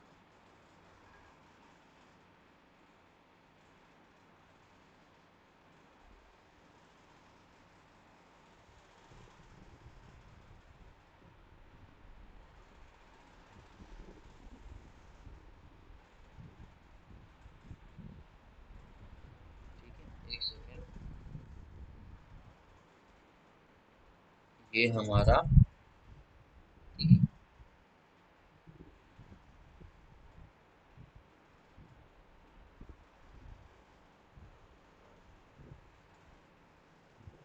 ठीक है, 0,5 से पास होता हुआ 10,0 से पास होता हुआ एक स्ट्रेट लाइन। ठीक है, नेक्स्ट क्या है बाबू, नेक्स्ट है 0,6, देखो यहाँ मान लो हमारा क्या है, इस जगह पे हमारा क्या है बाबू, तो इस जगह पे हमारा 0,6 है, और फिर 8,0, यानी कि इस यहाँ पे हमारा क्या है बाबू 8,0। इस दोनों पॉइंट से एक स्ट्रेट लाइन पास करेगा, उस स्ट्रेट लाइन को भी हम यहाँ ड्रॉ कर लेते हैं, ध्यान से देखिएगा। ठीक है, ये हमारा स्ट्रेट लाइन हो गया। ठीक है, चलो इस वाले स्ट्रेट लाइन का नाम क्या है बाबू, इसको जरूर लिख लीजिए ताकि आपको समझ में आए, x plus 10y is equal to 10, और इस ऊपर वाले का क्या है बाबू, 3x plus 4y is equal to 20। ठीक है, उसके अकॉर्डिंग हमने तो बना लिया हमारा स्ट्रेट लाइन। फिर हमारा x इज इक्वल टू 0, मतलब ये वाला x इक्वल टू 0 है, और ये हमारा क्या है y इक्वल टू। अब हमें सेट करना है, सेट करने के लिए ट्रिक लगाएंगे बाबू। देखो रफ में मैं ट्रिक लगा रहा हूँ, ध्यान से देखिएगा। सबसे पहला कंस्टेंट क्या, ध्यान दें, x plus 2y greater than equal to 10। ठीक है, x plus 2y greater than equal to 10। ठीक है, जीरो जीरो रख दो, x जीरो रखा, टू जीरो जा जीरो रख दिया, ग्रेटर देन इक्वल टू 10, यानी कि zero greater than equal to 10, तो क्या जीरो बड़ा होता है 10 से, नहीं भैया, फॉल्स है, ये हमारा क्या है, फॉल्स। जब फॉल्स रहेगा तो सेट किधर करेंगे, तो सेट करेंगे ओरिजिन से दूर।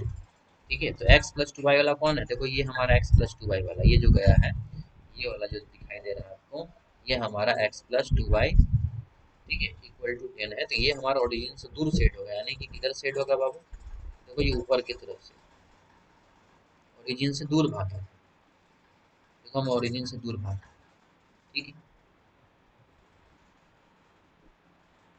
देखो हम लोग ओरिजिन से दूर भागे, ठीक है। उसी तरह से नेक्स्ट क्या है, 3x प्लस 4y, ठीक है, 3x plus 4y less than equal, 3x plus 4y less than equal to 10, zero zero रख दो बाबू, क्या हो जाएगा, जीरो ये भी आ जाएगा, जीरो ये भी आएगा, लेस देन इक्वल टू 10, यानी कि zero less than equal to 10, zero less than equal to 10 सही है कि गलत है बाबू, ये ट्रू सही लिखा हुआ है, ठीक है। चलिए इधर किधर सेट होगा बाबू, ये नीचे की तरफ सेट होगा, यानी कि ये हम सेट किधर करेंगे, ये वाला, ये हो जाएगा बाबू, देखो जिस पे मैंने लाइन रख कर खींचा वो नीचे की तरफ से, ठीक है, ध्यान दीजिए, ये नीचे की तरफ से। तो फिलहाल इन दोनों में कॉमन सेटेड रीजन आपको क्या दिख रहा है, फिलहाल, फिलहाल इन दोनों में जो कॉमन सेटेड रीजन दिख रहा है बाबू, ये अंदर यहाँ दिखाई दे रहा है, यहाँ से लेकर के, ठीक है, इस जगह से ध्यान देना, यहाँ से लेकर के ये जो रीजन आपको दिखाई दे रहा है, ये हमारा कॉमन सेटेड रीजन फिलहाल। चलिए थोड़ा सा मैं अच्छे से कर देता हूँ, ठीक है, ये जो आपको दिखाई दे रहा है बाबू, ये आपको अंदर में दिख रहा है यहाँ तक, ये हमारा कॉमन शेडेड रीजन हो गया फिलहाल, ठीक है। इधर की तरफ शेड होते जाएगा, ऐसा कुछ नहीं, ठीक। लेकिन हमारे पास चार कंस्टेंट हैं, इन दो कंस्टेंट्स के बेसिस पे तो हमने देखा कि हमारा शेडेड रीजन क्या है, लेकिन हमारे पास चार कंस्टेंट है, लेकिन हम ये भी जानते हैं कि हमारा फाइनल आंसर फर्स्ट क्वाड्रेंट में आएगा, ठीक है, हमारा फाइनल आंसर कहाँ आएगा, फर्स्ट क्वाड्रेंट में आएगा, हम ये भी जानते हैं। तो हमारा फाइनल आंसर अगर फर्स्ट क्वाड्रेंट में आता है बाबू, तो वो कहाँ होगा, तो तुम खुद सोच सकते हो हमारा फाइनल आंसर कहाँ होगा।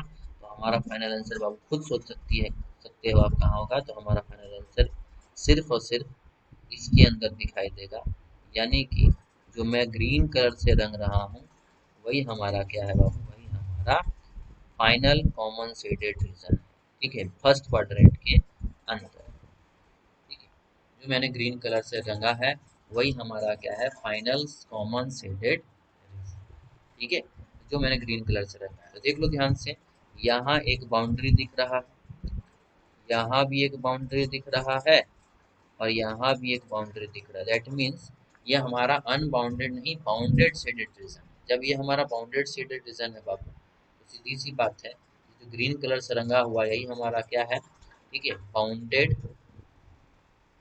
ठीक है, फिजिबल, ये हमारा बाउंडेड फिजिबल रीजन है ग्रीन कलर वाला।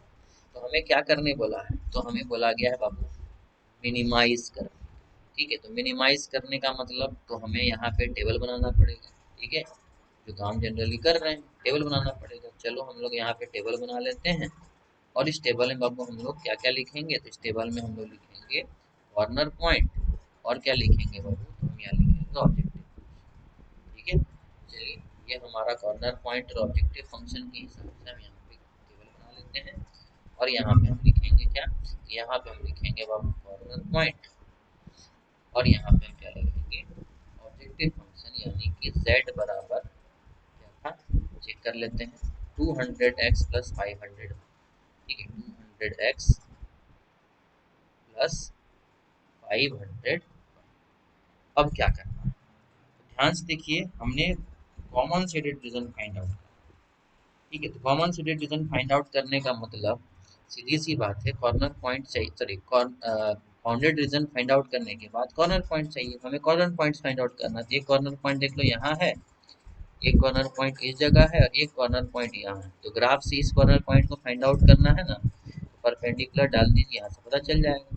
तो ये देखना बाबू आपको जरूर कितना मिलेगा, तो ये बाबू आपको मिलेगा, ग्राफ से जब देखोगे तो आपको समझ में आएगा कि ये कितना है, 4,3, ठीक है। तो हमारा कॉर्नर पॉइंट क्या क्या निकला, ये देखो 0,6 है, ये 0,5 है, पहला क्या है 0,6, फिर क्या है बाबू 0,5, और तीसरा क्या है हमारा 4,3, तीसरा हमारा है 4,3। अब इसके बेसिस पे जेड निकाल लो क्या है, देख लो यहाँ पे जीरो रखोगे, ठीक है, अगर रखोगे तो कितना आ जाएगा, तो ये बाबू आ जाएगा कितना, ठीक है, ये एक्स का वैल्यू जीरो रखेंगे जीरो, और ये आ जाएगा बाबू कितना 6 है 30 यानी कि 3000। ठीक है, इधर से x 0 रखोगे, y 5 रखोगे तो z का वैल्यू कितना आ जाएगा बाबू 2500। और ये x का वैल्यू 4 रखोगे तो 4 टू 8 800। ठीक है, और 3 रखोगे तो 15, 8 5 13 मतलब 2300। यहाँ से z आ जाएगा कितना बाबू 2300। ठीक है, तो हमने देखा कि हमारा सबसे मिनिमम वैल्यू कौन है, यही वाला है। हमसे मिनिमम पूछा था ना, तो लास्ट में क्या लिखेंगे, लास्ट में लिखेंगे हेयर। ठीक है, objective function z is equal to 200x plus 500y is minimum at the corner point. ठीक है, 4, 3 and the minimum value is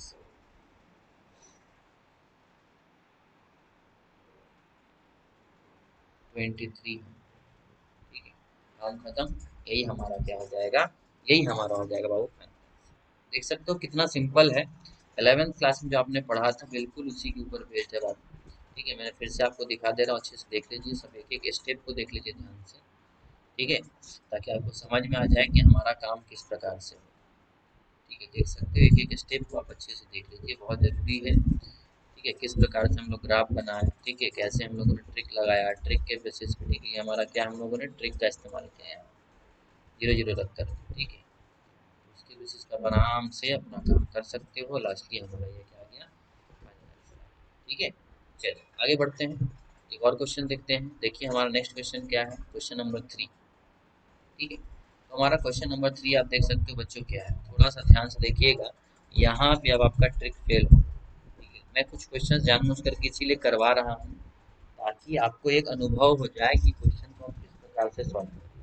ठीक है, देखिए फिर से क्वेश्चन पढ़ते हैं। Solve the following problem graphically, minimize and maximize दोनों बोल दिया गया है इस बार, मिनिमाइज भी करने बोला और मैक्सिमाइज भी, मतलब सीधा सा बात है, अब आप समझ सकते हो। ठीक है, कि मिनिमाइज और मैक्सिमाइज दोनों करने बोला, यानी कि मिनिमम किस पे आ रहा है वो भी देखेंगे और मैक्सिमम किस पे आ रहा है वो भी। दोनों कॉर्नर पॉइंट। ठीक है, देख करके समझ में आ गया, जेड बराबर ये लिखा गया मतलब 100% ऑब्जेक्टिव फंक्शन होगा, वो है ऑब्जेक्टिव फंक्शन। ठीक है, और ये हमारे क्या होंगे, कंस्ट्रेंट्स। ठीक है, चलिए सॉल्यूशन करने का कोशिश करते हैं, ध्यान दीजिए। ठीक है, तो हम यहाँ लिखेंगे बाबू क्या, आवर ऑब्जेक्टिव फंक्शन। हमारा ऑब्जेक्टिव फंक्शन क्या है, हमारा ऑब्जेक्टिव फंक्शन है z is equal to 3x plus 9y। ठीक है, चलो ठीक, एंड आवर लीनियर कंस्ट्रेंट्स। हमारे लीनियर कंस्ट्रेंट्स क्या है बाबू, तो हमारे लीनियर कंस्ट्रेंट्स हैं, ठीक है, x plus 3y less than equal to 60, ये सबसे पहला linear constraint. x plus y greater than equal to 10, ये हमारा दूसरा linear constraint. x less than equal to y, अब देखो ध्यान से यहीं पे गड़बड़ी हो, ठीक है, ट्रिक यहीं फेल हो जाएगा। चौथा क्या है बाबू, x greater than equal to 0। पांचवा क्या है, y greater than equal to. देखो फिर से देख करके समझ में आ गया ये क्या है, नॉन नेगेटिव रिस्ट्रिक्शंस, यानी कि फर्स्ट क्वाड्रेंट इन दोनों का, ठीक है, क्या होगा, कॉमन शेडेड रीजन। जब समझ ही गए कि इसका first quadrant common shaded region होगा तो जरूरी नहीं है कि कितना बार बार रंगने का। ठीक है, तो इससे एक चीज क्लियर हो गया कि सबका क्या होगा बाबू, फिजिबल रीजन जो होगा सबका, वो कहाँ दिखेगा, तो वो हमें दिखाई देगा कहीं ना कहीं फर्स्ट क्वाड्रेंट में ही। ठीक है, चलिए आगे बढ़ते हैं। तो आगे हम काम क्या करने जा रहे हैं, अब ग्राफ बनाएंगे। तो ग्राफ बनाने के लिए क्या करेंगे, केसेस लेंगे। ठीक है, चलिए केसेस लेते हैं। तो केस नंबर, अगर फर्स्ट केस का बात किया जाए तो ध्यान से देखिएगा, हमारा सबसे पहला जो लीनियर इनइक्वालिटी है उसको इक्वेशन के फॉर्म में कन्वर्ट करोगे तो क्या है, दिया जाएगा x plus 3y is equal to 60। ठीक है, x plus 3y is equal to 60। देखो इसका सबसे पहले हम कोऑर्डिनेट ढूंढने का कोशिश करेंगे, तो कोऑर्डिनेट ढूंढने की कोशिश करेंगे, यानी कि उसके लिए हमने टेबल बनाया। ठीक है, और यहाँ डाल दिया x और यहाँ डाल दिया 1। ठीक है, चलो अगर x 0 रखते हो, ठीक है, तो y का वैल्यू कितना आ जाएगा 20। y 0 रखते हो तो x का वैल्यू कितना आ जाएगा बाबू 60। ठीक है, चलो ठीक है। दूसरा केस नंबर 2। ठीक है, केस नंबर 2 क्या है बाबू, x plus y equal to 10 हो जाएगा। तो यहाँ से फिर से ग्राफ बना लेते हैं, सॉरी कोऑर्डिनेट ढूंढ लेते हैं। तो कोऑर्डिनेट ढूंढने के लिए यहाँ भी क्या करना पड़ेगा, ये x और y है, x 0 लोगे तो y का वैल्यू 10, y 0 लोगे तो x का वैल्यू 10 हो गया। Case number third. ठीक है, केस नंबर थर्ड यानी कि x इक्वल टू, अब देखो इसके लिए क्या करेंगे बाबू, ध्यान दीजिए। अब यहाँ पे थोड़ा सा प्रॉब्लम आता है। तो नॉर्मली जो हम लोग शुरू से करते आए थे ना, वही काम करेंगे कि यहाँ पे अगर x y लेते हो, अगर x 0 लोगे तो y भी 0 आ जाएगा, y 0 लोगे तो x भी 0 आएगा। तो एक ही कंडीशन है, 10 बार लिखने से क्या मतलब, इसलिए हमने एक ही ले लिया x 0 y 0। एक बार x पॉजिटिव रख लेते हैं। ठीक है, चलो x का वैल्यू हम यहाँ 10 ले लेते हैं, तो y का वैल्यू भी कितना आ जाएगा 10। ठीक है, और एक बार x का वैल्यू मैं -10 ले लेता हूँ, तो y का वैल्यू भी कितना आ जाएगा -10। ये क्यों मैंने 10 से ही शुरुआत क्यों किया, बिकॉज आप देख सकते हो x का वैल्यू 10 का रेंज में कहीं ना कहीं जा रहा है, इसीलिए मैंने 10 के रेंज में लिया। y का वैल्यू भी हम 10 के रेंज में ले सकते हैं, इसीलिए मैंने जानबूझ करके 10 का ही रेंज लिया। ठीक है, ताकि हमारा कैलकुलेशन ग्राफ अच्छे से बन जाए। ठीक है, फिर केस नंबर 4 क्या है बाबू, और केस नंबर 5 क्या है, ध्यान से देख लीजिए। ये हो गया x इक्वल टू 0 और ये y इक्वल टू 0। यहाँ पे हमने नॉर्मल जो तरीका था कोऑर्डिनेट निकालने का, वही तरीका फॉलो किया। ठीक है, चलिए आगे बढ़ते हैं। कोऑर्डिनेट क्या है बाबू, 0,20, ये आ जाएगा 60,0। ये क्या हो जाएगा 0,10, ये हो जाएगा 10,0। ठीक है, ये हो जाएगा 0,0, ये 10,10 और -10,-10। ठीक है, चलिए इसका समझ ही आ रहा है y एक्सिस, और इसका समझ में आ रहा है आपको x एक्सिस। ये हमने सारा चीज़ तो समझ लिया। ठीक है, चलो ग्राफ बनाते हैं। ग्राफ बनाने के लिए फिर से वही, ठीक है, चलो ब्लैक कलर ले लेते हैं। ठीक है, ग्राफ बनाने के लिए फिर से x एक्सिस। ठीक है, और क्या होगा बाबू हमारा y एक्सिस।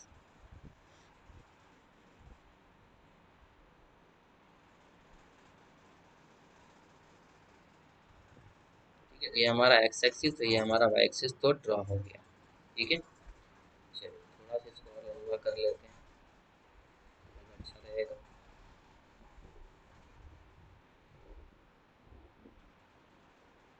चलिए ये x, ये x डैश, ठीक है, ये बाबू y, ठीक है, और ये हमारा क्या हो जाएगा y डैश। चलिए अब थोड़ा सा आते हैं नीचे, देखते हैं कि x में मैक्सिमम 60 तक गया है पॉजिटिव में, और नेगेटिव में -10, और y में पॉजिटिव, चल 10-10 का ले लेते हैं, सही रहेगा। 10, 20, 30, 40, 50, 60, 70। ठीक है, इधर भी -10, -20। ठीक है, ज़्यादा जाने की जरूरत है नहीं। यहाँ 10, 20, 30, 40, 50 और 60, और ये हो गया 70। ठीक है, इधर भी थोड़ा सा ले लेते हैं, -10 और -20। ठीक है, चलिए ग्राफ प्लॉट करते हैं। 0,20 कहाँ होगा बाबू, 0,20 इस जगह पे। ठीक है, चलिए नेक्स्ट क्या है, 60,0। 60, कहाँ जीरो होगा बाबू, इस जगह पे। ये हमारा 60,0। इसका ग्राफ कहाँ से पास करेगा, तो चलो देख लेते हैं। ठीक है, लाइन ड्रॉ करके देख लेते हैं। ठीक है,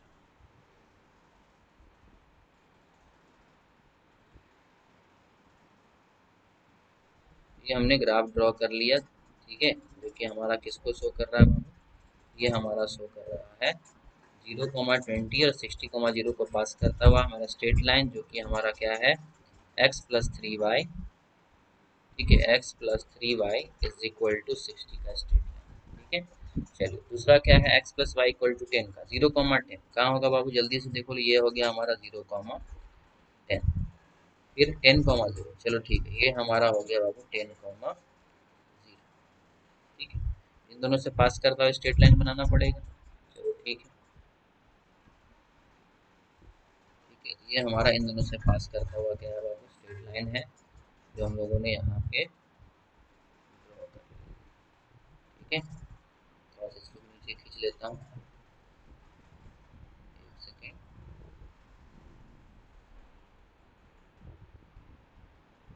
चलिए, ठीक है, ये देखो हमारा दूसरा स्ट्रेट लाइन यानी कि x plus y is equal to 10 का स्ट्रेट लाइन बन गया। ठीक है, नेक्स्ट क्या है, x इक्वल टू वाई का 0,0 यानी कि ओरिजिन। ठीक है, 10,10 यानी कि बाबू ये देखो पॉइंट जो आपको दिखाई दे रहा है, ये पॉइंट हमारा हो गया 10,10।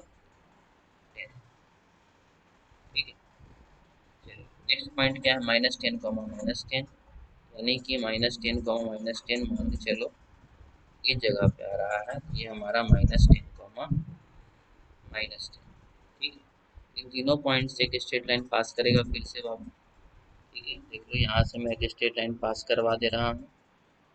ठीक है, स्ट्रेट लाइन इस तरह से पास कर जाएगा। ठीक है,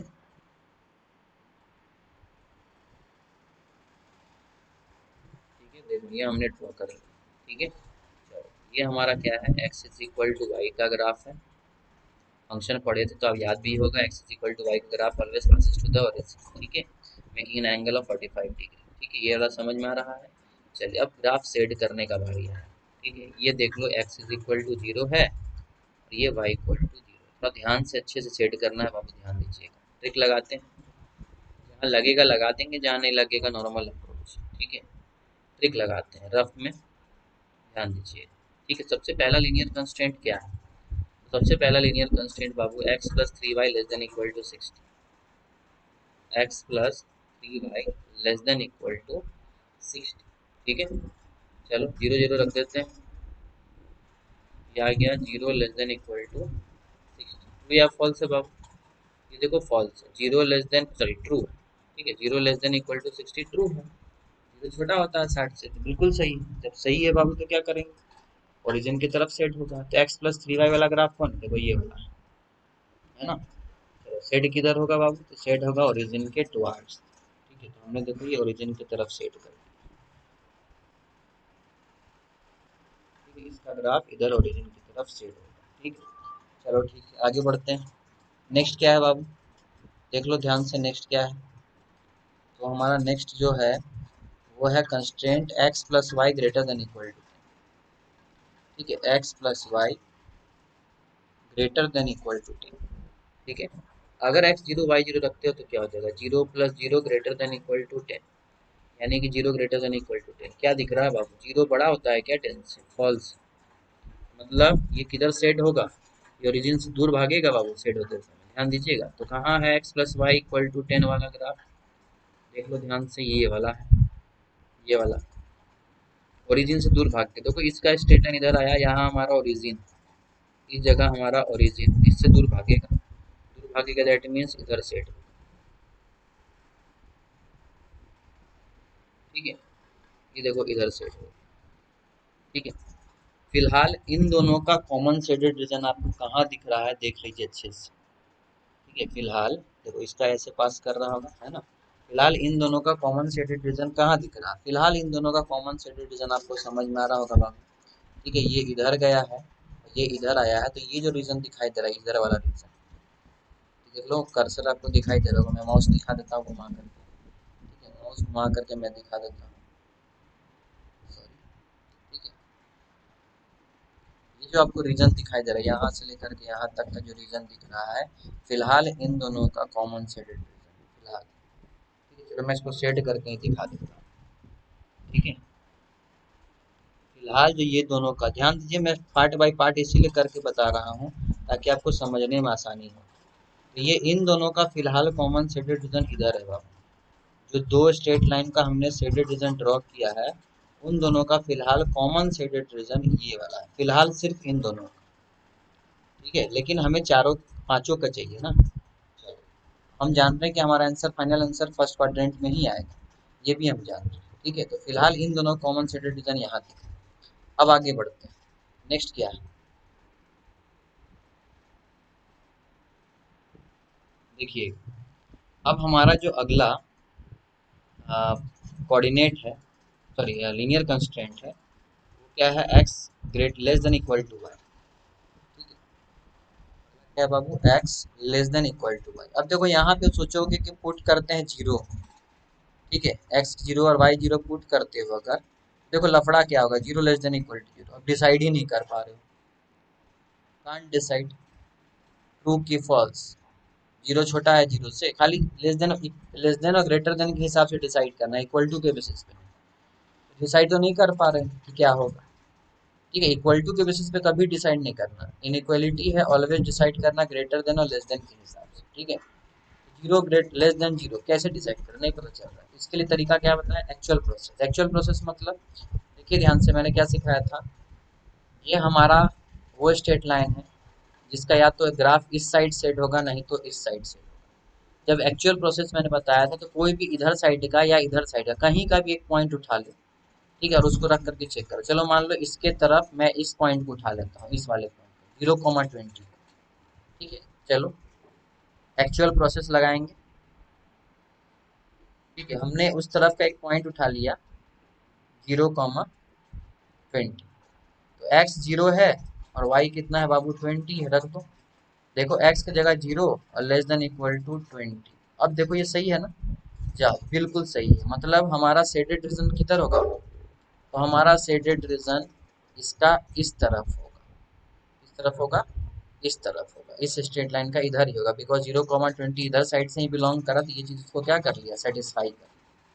देखो अब देखो दो चीज का पीला वाला शेडेड रीजन कॉमन था, लेकिन इस थर्ड वाले का कॉमन शेडेड रीजन इधर भाग गया, यानी कि अब हमारा कॉमन शेडेड रीजन कहाँ से कहाँ दिख रहा है, अब हमारा कॉमन शेडेड रीजन ध्यान से देखो बाबू, इसके अंदर दिखाई दे रहा है, जो पीला वाला यहाँ दिखाई दे रहा है इतना दूर तक, वो हमारा कॉमन शेडेड रीजन दिख रहा है। लेकिन ध्यान रहे हमारा और भी कंस्ट्रेंट है, उन दोनों के हिसाब से ये कहा गया है कि first quadrant is our final answer.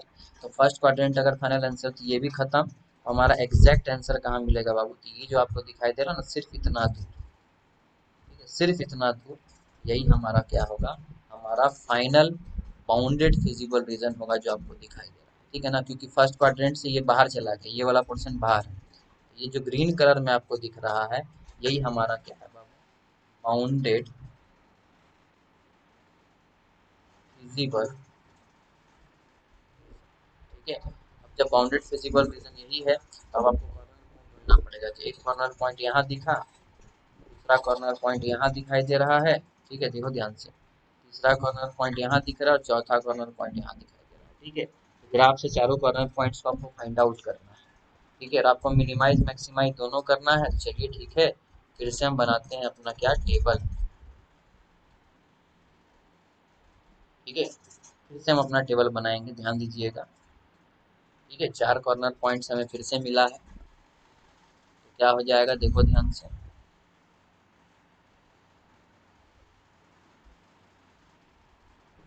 ठीक है, ये हमारा टेबल के लिए हमने व्यवस्था कर लिया अपना। ठीक है, ये हमारा क्या हो जाएगा, कॉर्नर पॉइंट, और ये z इज इक्वल टू कितना है बच्चों, देख लो एक बार ध्यान से, z इज इक्वल टू कितना था, 3x प्लस 9y।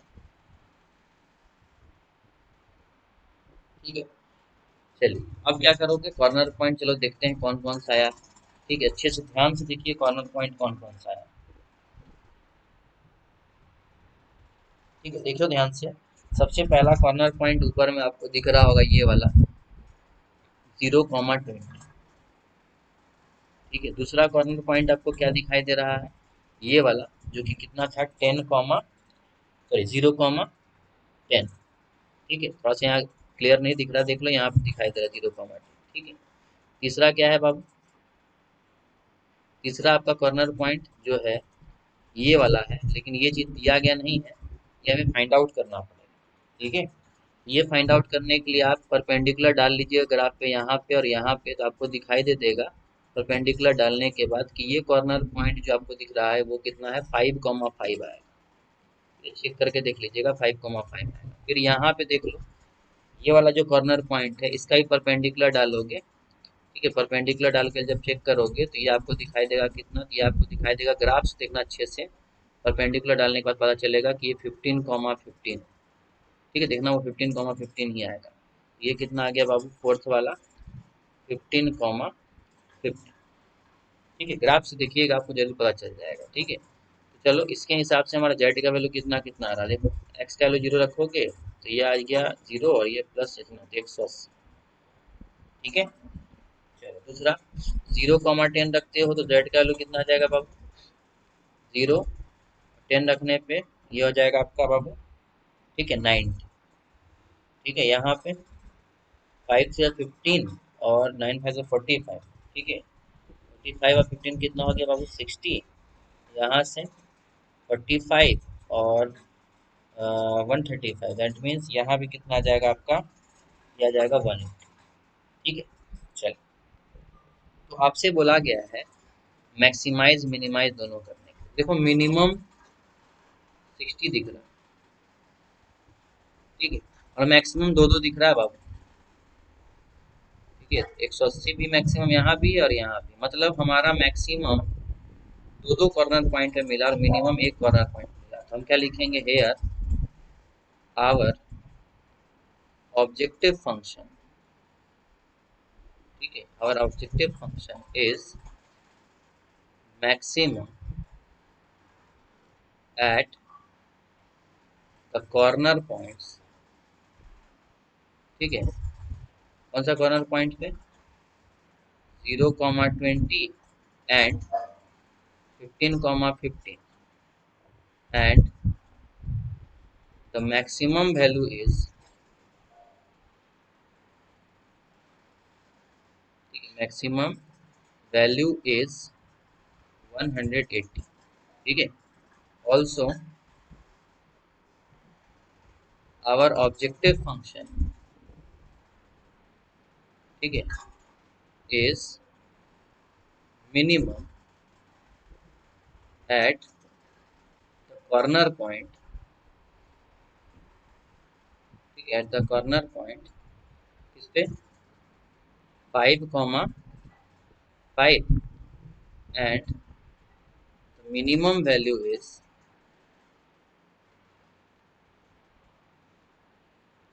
ठीक है 60। ठीक है, काम खत्म, बस यही काम हमें करना था।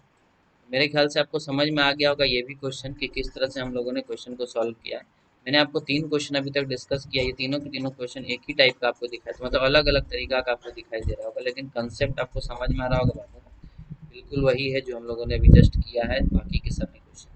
ठीक है, ग्राफ बनाना मेन इंपॉर्टेंट थिंग है, बाउंडेड रीजन फाइंड आउट करना मेन थिंग है, कॉर्नर पॉइंट्स फाइंड आउट करना मेन चीज़ है, उसके बाद आपका आराम से कैलकुलेशन पूरा का पूरा हो जाएगा। ठीक है, तो मेरे ख्याल से यहाँ तक आपको समझ में आ गया है। ठीक है, आगे बढ़ते हैं, अगला हम देखते हैं एक और क्वेश्चन। ठीक है, हमारा क्वेश्चन नंबर 4। ठीक है, ध्यान से पढ़िए क्वेश्चन को बाबू, की क्वेश्चन में क्या लिखा गया।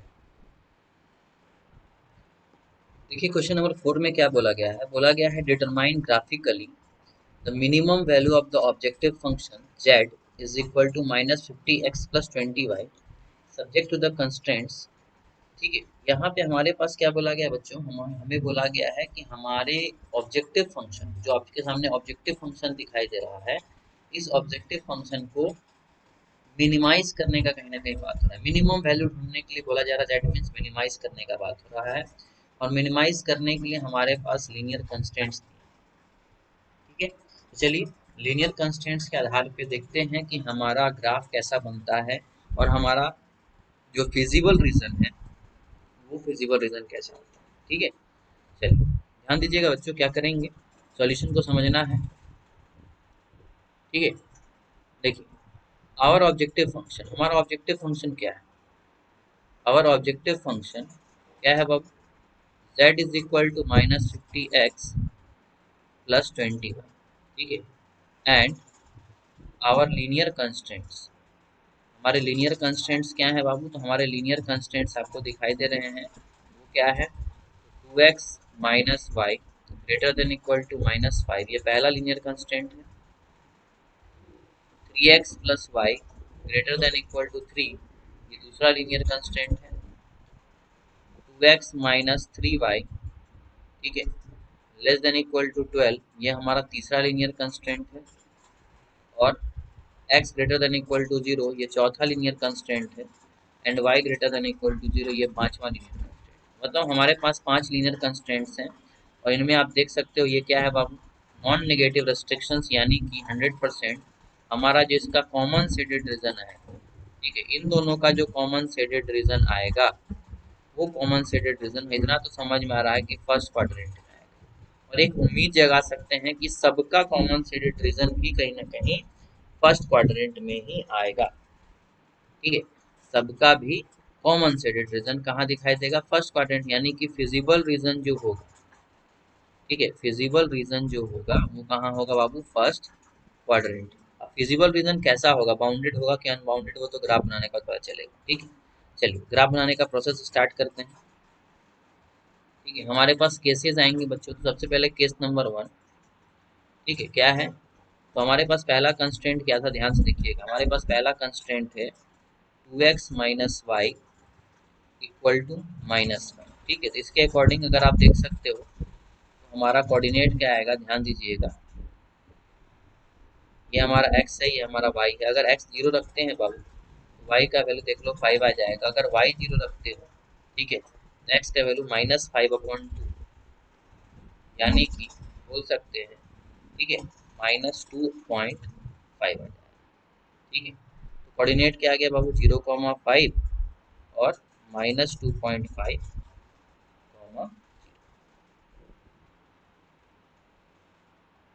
ठीक है। चलिए आगे बढ़ते हैं, हमारा केस नंबर 2 क्या है, हमारा केस नंबर 2 ध्यान से देखिए क्या है बच्चों, 3x plus y equal to 3।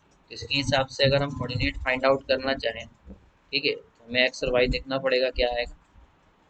तो अगर एक्स 0 रखते हो तो वाई का वैल्यू 3 आएगा, वाई 0 रखते हो तो एक्स का वैल्यू 1 आएगा, ठीक है। तो कोऑर्डिनेट क्या है बाबू, 0,3 और 1,0।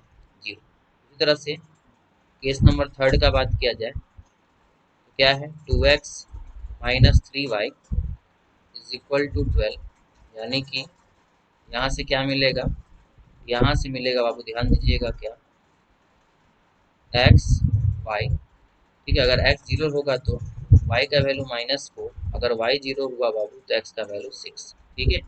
और केस नंबर 4 क्या है बच्चों, केस नंबर 4 है हमारा x इक्वल टू 0।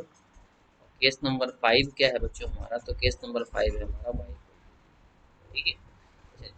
यहाँ तक तो सब चीज़ अच्छे से हम लोगों ने देख लिया कि हमारा केस 1 2 3 4 5 के हिसाब से, ठीक है, क्या क्या कोऑर्डिनेट आना चाहिए ये भी हम लोगों ने देख लिया। और ठीक है, केस नंबर 4 में x इज इक्वल टू 0 का मतलब y एक्सिस और y इज इक्वल टू 0 का मतलब x एक्सिस होगा, ये हम लोगों ने समझ लिया, ठीक है। अब हमें ग्राफ बनाना है, ठीक है। तो ग्राफ बनाने के लिए फिर से वही कहानी, x एक्सिस और y एक्सिस ड्रॉ करना पड़ेगा, ठीक है। ये हमारा x एक्सिस और y एक्सिस हम लोग, ठीक है बच्चों, ध्यान दीजिए। चलिए कोऑर्डिनेट्स बैठाना शुरू करते हैं। ये हमारा x एक्सिस अगर ड्रॉ हो गया तो ये x हो गया, ठीक है, ये हमारा x डैश हो गया, ये y हो गया और ये हमारा क्या हो गया, y डैश, ठीक है। चलिए कोऑर्डिनेट्स बैठाना शुरू करते हैं। कोऑर्डिनेट्स में देख लो ध्यान से कैसे कैसे रेंज हम लेकर के चलेंगे, तो ये कोऑर्डिनेट्स देख करके समझ में आएगा। तो x में देख लो और y के वैल्यूज को ध्यान से देख लो, क्या क्या रखना चाहिए, किस रेंज में चलना चाहिए। चलो हम एक काम करते हैं, 1 से ही स्टार्ट करते हैं, कोई प्रॉब्लम नहीं, आराम से चला जाएगा, ठीक है। ये बाबू हमारा 1, ठीक है, ये हमारा 2, ये हमारा 3, ये हमारा 4, ये हमारा 5, ये हमारा 6, ये लास्टली हमारा 7, ठीक है। इधर -1, -2, -3, माइनस, ऊपर आ जाओ, 1 2 3 4 5 6 7, ठीक है। नीचे में आ जाइए, -1, -2, -3, माइनस, काफ़ी है, ठीक है। चलिए अब कोऑर्डिनेट्स बैठाते हैं। 0,5 कहाँ होगा बाबू, ये हमारा देख लो 0,5, ठीक है। इसी तरह से -2.5, 0 कहाँ है, देखो ये -2.5, 0 इस जगह पे होगा, ये हो गया हमारा -2.5, 0, ठीक है। यहाँ से स्ट्रेट लाइन कौन सा पास होगा देख लेते हैं ध्यान से,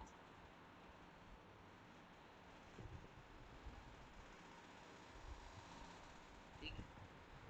ये हमारा बाबू हमने देखा कि हमारा स्ट्रेट लाइन जो पास करना चाहिए वो हमने ड्रॉ कर दिया। ठीक है, जो हमारा स्ट्रेट लाइन दिखाई दे रहा है आपको। ठीक है, ठीक है, तो ये हमारा किसका स्ट्रेट लाइन है बच्चों? तो ध्यान से देखिए, मैं लिख देता हूँ। 2x minus y minus five का ग्राफ है। 2x minus y is equal to minus five का स्ट्रेट लाइन। ठीक है, उसी तरह से दूसरा देखिए, 0,3, ये हमारा 0,3 हो गया। ठीक है, फिर 1,0, ये बच्चा बच्चा हमारा क्या हो गया? 1,0। ठीक है, तो इसके अकॉर्डिंग अगर स्ट्रेट लाइन देखा पास किया जाए तो कहाँ से पास करेगा, देख लो ध्यान से। ठीक है,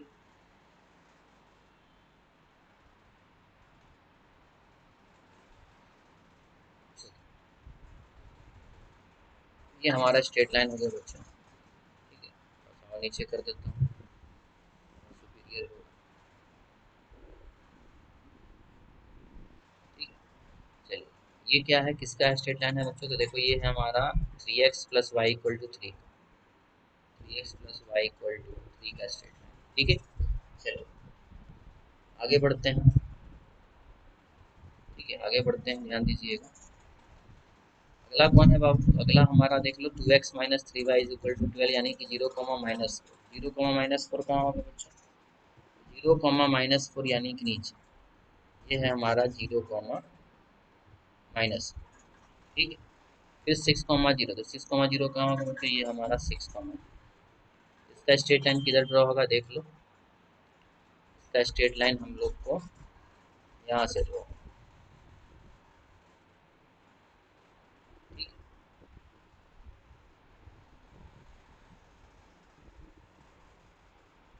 ये हमारा स्ट्रेट लाइन बच्चों हमारा ड्रॉ हो गया। ठीक है, जो कि किसका स्ट्रेट लाइन है बच्चों? देखो ध्यान से, मैं इसको लिख देता हूँ। ये हमारा किसका है? ये हमारा है 2x-3y इज इक्वल टू 12। ठीक है, और ये y बराबर 0 हो गया, और ये हमारा x बराबर 0। ठीक है, हमने तो स्ट्रेट लाइन ड्रॉ कर लिया था। अब हमें इसको सेट करना पड़ेगा। चलिए ट्रिक लगाते हैं। ठीक है, ट्रिक लगाते हैं, ध्यान दीजिएगा, रफ में ये काम करना है। ठीक है, चलो ट्रिक लगाते हैं, ध्यान से देखिएगा। पहला क्या है बच्चों हमारे पास? Inequality 2x minus y greater than minus. ठीक है, 2x minus y greater than equal to -5। Zero zero रखोगे तो 0-0 ग्रेटर देन इक्वल टू -5, यानी कि 0 ग्रेटर देन इक्वल टू -5। बस ग्रेटर देन को देख करके सोचना है। 0 बड़ा है -5 से? जी हाँ, बिल्कुल सही है, ये हमारा ट्रू है। तो ये जो 2x माइनस वाई बराबर -5 वाला जो इक्वेशन है, ध्यान से देखिए वो कहाँ है। वो बच्चों कहाँ दिखाई दे रहा है? ये वाला। ठीक है ना? ये किधर सेट होगा? ओरिजिन की तरफ, बिकॉज ट्रू आया है तो ओरिजिन की तरफ सेट करेंगे। तो हमारा शेडेड रीजन किधर होगा बाबू? इस साइड। ये हमारा शेडेड रीजन हो गया इस वाले। ठीक है, चलिए उसी तरह से दूसरा क्या है बच्चों? ध्यान से देखिए, दूसरा हमारा क्या है? Inequality 2x minus three y, sorry 3x plus y is greater than equal to 3। ठीक है, 3x plus y greater than equal to 3, ये हमारा सेकेंड वाला कंस्टेंट है। ठीक है, तो इसके हिसाब से अगर x0 y0 रखोगे तो 0 ग्रेटर देन इक्वल टू 3 आएगा। देख लेना चेक करके। तो भैया ये क्या है? फॉल्स है। 0 थोड़ी ना बड़ा होता है 3 से, फॉल्स है। तो ये 3x plus y equal to 3 का ग्राफ किधर है? तो देखो ये वाला है। ठीक है, तो ये स्ट्रेट लाइन ओरिजिन से दूर भागेगा क्योंकि फॉल्स है। इसका शेडिंग किधर होगा? ओरिजिन से दूर, यानी कि इधर। ठीक है, ये कुछ इस प्रकार से सेट। ठीक है, चलिए, तो यहाँ तक हम लोगों ने देखा। ठीक है, हमारा shaded region, common shaded region फिलहाल कहाँ तक है, आप थोड़ा सा नोटिस कीजिएगा बाबू। ठीक है, मैं थोड़ा सा आपको समझाना चाह रहा हूँ कि हमारा फिलहाल अभी जो कॉमन शेडेड रीजन है बाबू, देख लो, यहाँ से लेकर के अंदर, फिर यहाँ से लेकर के ऐसे। ठीक है, ऐसा हमें कॉमन शेडेड रीजन फिलहाल दिखाई दे रहा है। ठीक है, ये वाला रीजन इतना जो दूर आपको दिखाई दे रहा है ना, फिलहाल ये हमारा कॉमन शेडेड। ठीक है, चलिए, अब हमारा एक और कंस्ट्रेंट बचा हुआ, ध्यान दीजिएगा बाबू। ठीक है, और हमारा एक और कंस्ट्रेंट बचा हुआ, उसके अनुसार हम फिर से देखते हैं कि हमारा फाइनल कॉमन शेडेड रीजन कहाँ तक पहुँचेगा। ठीक है, चलो देखो नेक्स्ट क्या है? 2x minus three y less than equal to 12। 2x minus three y less than equal to 12। Zero रखोगे तो 0 < 12 सही है। ये आ रहा कैसा बाबू, ट्रू। यानी कि ओरिजिन के तरफ सेट होगा। अगर ओरिजिन के तरफ सेट होगा तो ध्यान से देखिएगा किधर साइड सेट करेंगे। तो इस चीज को बच्चों हम लोग किधर साइड करेंगे, ध्यान से देखिएगा। ठीक है, इसको मैं, यही हमारा देख लो, यही वाला हमारा है। इसको हम लोग किस साइड सेट करेंगे, ये ऊपर की तरफ से, ओरिजिन की तरफ। ट्रू है ना, ओरिजिन की तरफ सेट, ऐसा कुछ। ठीक है, ऐसा कुछ। ठीक है, ध्यान दीजिएगा बाबू। तो फिलहाल हम लोग को अगर थोड़ा सा ध्यान से एक एक करके स्टेप बाय स्टेप समझोगे ना, तो मैं फिलहाल आपको बता देता हूँ कि हमारा जो कॉमन शेडेड रीजन आएगा बाबू, और सारा का सारा क्वाड्रेंट के हिसाब से हमने देखा कि हमारा फर्स्ट क्वाड्रेंट शेडेड रीजन है ओवरऑल। देखो फर्स्ट क्वाड्रेंट अगर ओवरऑल में कॉमन शेडेड रीजन होगा सबके हिसाब से, देखो तो ये खाली फर्स्ट क्वाड्रेंट में ध्यान देना, उसके बाहर नहीं जाएंगे। ठीक है, यहाँ पे देखो इसके बाद इधर घूम जाएगा, क्योंकि सारा का सारा कॉमन शेडेड रीजन, सबका कॉमन शेडेड रीजन कहीं ना कहीं हमें इसी के अंदर दिखाई देगा। देखो इसके अंदर, इसके बाहर नहीं जाएगा। अब दो दो करके देख लीजिएगा, दो के बाद फिर तीन को करके देखिएगा। आप जब थोड़ा सा विजुअलाइज करोगे चीज को तो आपको समझ में आ जाएगा कि हमारा कॉमन शेडेड रीजन पांचों कंस्ट्रेंट का फर्स्ट क्वाड्रेंट में आना चाहिए। तो फर्स्ट क्वाड्रेंट का मतलब वो हमारा जो जगह जो हमारा कॉमन शेडेड रीजन का होगा, वो जगह हमारा ये वाला होगा जो मैंने येलो कलर से आपको शेड करके दिखाया। ठीक है, ये हमारा कॉमन शेडेड रीजन, यानी कि ये हमारा क्या है बच्चों, कि ये हमारा फिजिबल रीजन। तब ये फिजिबल रीजन का देख लो, बाउंड्री कहीं नहीं, कोई बाउंडेशन दिखाई नहीं दे रहा है। इस फिजिबल रीजन का कोई बाउंडेशन हमें दिखाई नहीं दे रहा है। जहां तक लाइन को बढ़ाते चले जाओगे उतना तक ये सेट होते चला जाएगा। ठीक है, तो मतलब हम बोल सकते हैं कि ये हमारा क्या है, ये हमारा बाबू, ठीक है, अनबाउंडेड फिजिबल रीजन। तो अभी तक हम लोगों ने सिर्फ बाउंडेड फिजिबल रीजन का कंडीशन देखा, तो अभी हमारे सामने एक नया केस आ गया जो हमारा अनबाउंडेड फिजिबल। इस अनबाउंडेड फिजिबल रीजन में कॉर्नर अगर देखा जाए तो आपको कॉर्नर चारों तरफ से नहीं दिखेगा, एक तरफ से दिखाई देगा। कहाँ कहाँ, एक कॉर्नर देख लो यहाँ दिख रहा है, एक कॉर्नर देख लो यहाँ दिख रहा है, एक कॉर्नर यहाँ दिखाई दे रहा है और एक कॉर्नर यहाँ दिखाई दे रहा है। इस तरफ से कॉर्नर दिख रहा है, लेकिन इधर साइड से कोई भी कॉर्नर दिखाई नहीं दे रहा। यहाँ पे कोई कॉर्नर हमें दिखाई नहीं दे रहा। जितना फिलहाल कॉर्नर दिखाई दे रहा है उस कॉर्नर के हिसाब से आप क्या कीजिए, चेक कीजिए कि हमारा मैक्सिमम या मिनिमम जो भी बोला था आपसे फाइंड आउट करने के लिए, क्या बोला गया था, मिनिमम वैल्यू क्या है। फिलहाल इन कॉर्नर पॉइंट से मिनिमम वैल्यू क्या आएगा वो चेक कीजिए। देखिए क्या करेंगे, इससे हमें क्या करेंगे बच्चों, हम एक टेबल बनाएंगे। ठीक है, हम जैसे क्या करेंगे, टेबल बनाएंगे, ध्यान दीजिएगा। ठीक है, और इस टेबल में हम मेंशन करेंगे अपने कॉर्नर पॉइंट्स को जो फिलहाल हमें दिखाई दे रहा है। लेकिन इसमें कुछ एक्स्ट्रा काम होगा बच्चों, वो एक्स्ट्रा काम हम वही सीखेंगे जस्ट, लेकिन ध्यान से देखिएगा वो काम क्या है। ठीक है, ये हमने टेबल बना लिया, हमने टेबल बना लिया है। ये हमारा क्या है बच्चों, कॉर्नर पॉइंट्स है। ठीक है, और ये z बराबर, देख लो क्या है, z बराबर ऊपर -50x + 20। ठीक है, -50x + 20 और इस चीज को मिनिमाइज करने के लिए बोला गया। चलिए कॉर्नर पॉइंट जो दिख रहा है पहले उसको हम लोग लिख लेते हैं। ठीक है, 0,5, 0,3, 1,0। ठीक है, 0,5, ठीक है, 0,3, ठीक है, तीसरा 1,0, चौथा जो हमें बच्चों दिखाई दे रहा है वो क्या है, 6,0।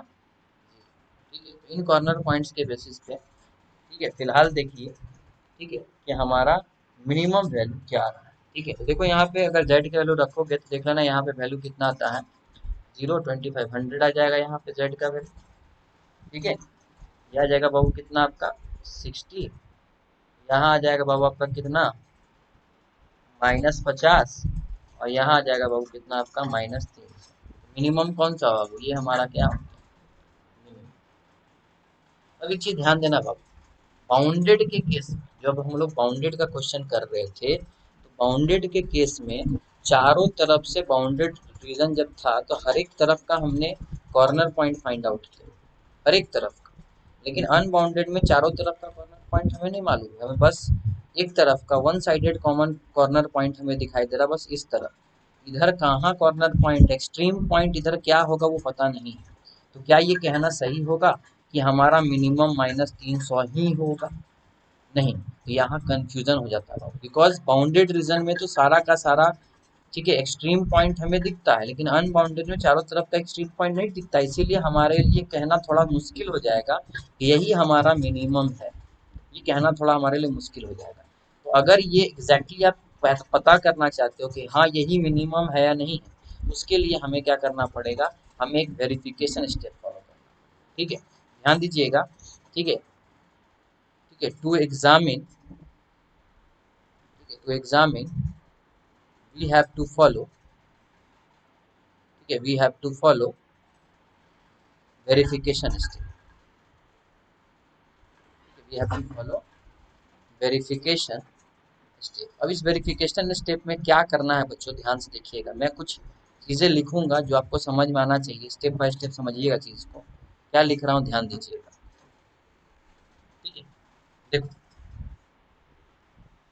ठीक है, मैं क्या लिख रहा हूँ ध्यान देना, कंसेप्ट मैं समझा रहा हूँ। From this table, from this table find that -300 is our minimum value at corner point 6,0, ठीक है। हमने क्या देखा इस टेबल से कि हमने देखा कि -300 जो है आवर मिनिमम वैल्यू है कॉर्नर पॉइंट 6,0, ठीक है, but the region is, region मतलब फिजिबल रीजन, इज अनबाउंडेड, ठीक है, but the region is unbounded feasible region, ठीक है, सो the reason is unbounded reason is but the reason is unbounded feasible reason, ठीक है, so -300 may or may not be our minimum value of, ये चीज ध्यान दीजिएगा, ठीक है ना। यहाँ पे हम लोगों ने क्या देखा कि -300 जो है वो हमारा मिनिमम वैल्यू है कॉर्नर पॉइंट 6,0, और ये मिनिमम वैल्यू हो जाता कब, जब रीजन अनबाउंडेड ना होकर के बाउंडेड होता। लेकिन यहाँ पे क्या है, रीजन अनबाउंडेड है, इसीलिए -300 हो भी सकता है मिनिमम वैल्यू और नहीं भी हो सकता है, ठीक है। तो इसके लिए क्या करेंगे बाबू, ठीक है, तो इसके लिए क्या करेंगे, सो टू डिसाइड इट, ठीक है, so to decide it we have to verify, इसलिए डिसाइड करने के लिए हमको क्या करना पड़ेगा, वेरीफाई करना पड़ेगा। तो वेरिफिकेशन स्टेप क्या है बाबू, वेरिफिकेशन स्टेप क्या, ध्यान दीजिएगा, वेरीफाई करने का तरीका क्या, तो ध्यान दीजिएगा, हमें क्या बोला गया है, हमें मिनिमाइज करने के लिए बोला गया है जेड को। तो क्या कीजिएगा, वेरिफिकेशन स्टेप में कुछ नहीं करना होता, जो आपका जेड है ना, जेड भी एक लीनियर फंक्शन है, -50x +20y, ये एक लीनियर फंक्शन है, और इस लीनियर फंक्शन को हमें मिनिमाइज करना है। तो डिसाइड करने का तरीका क्या, ध्यान दीजिएगा, अगर मिनिमाइज बोला है तो आप लेस देन करके, और जो जेड हमारा मिनिमम वैल्यू आ रहा है वो लिख दीजिए, यानी कि -300।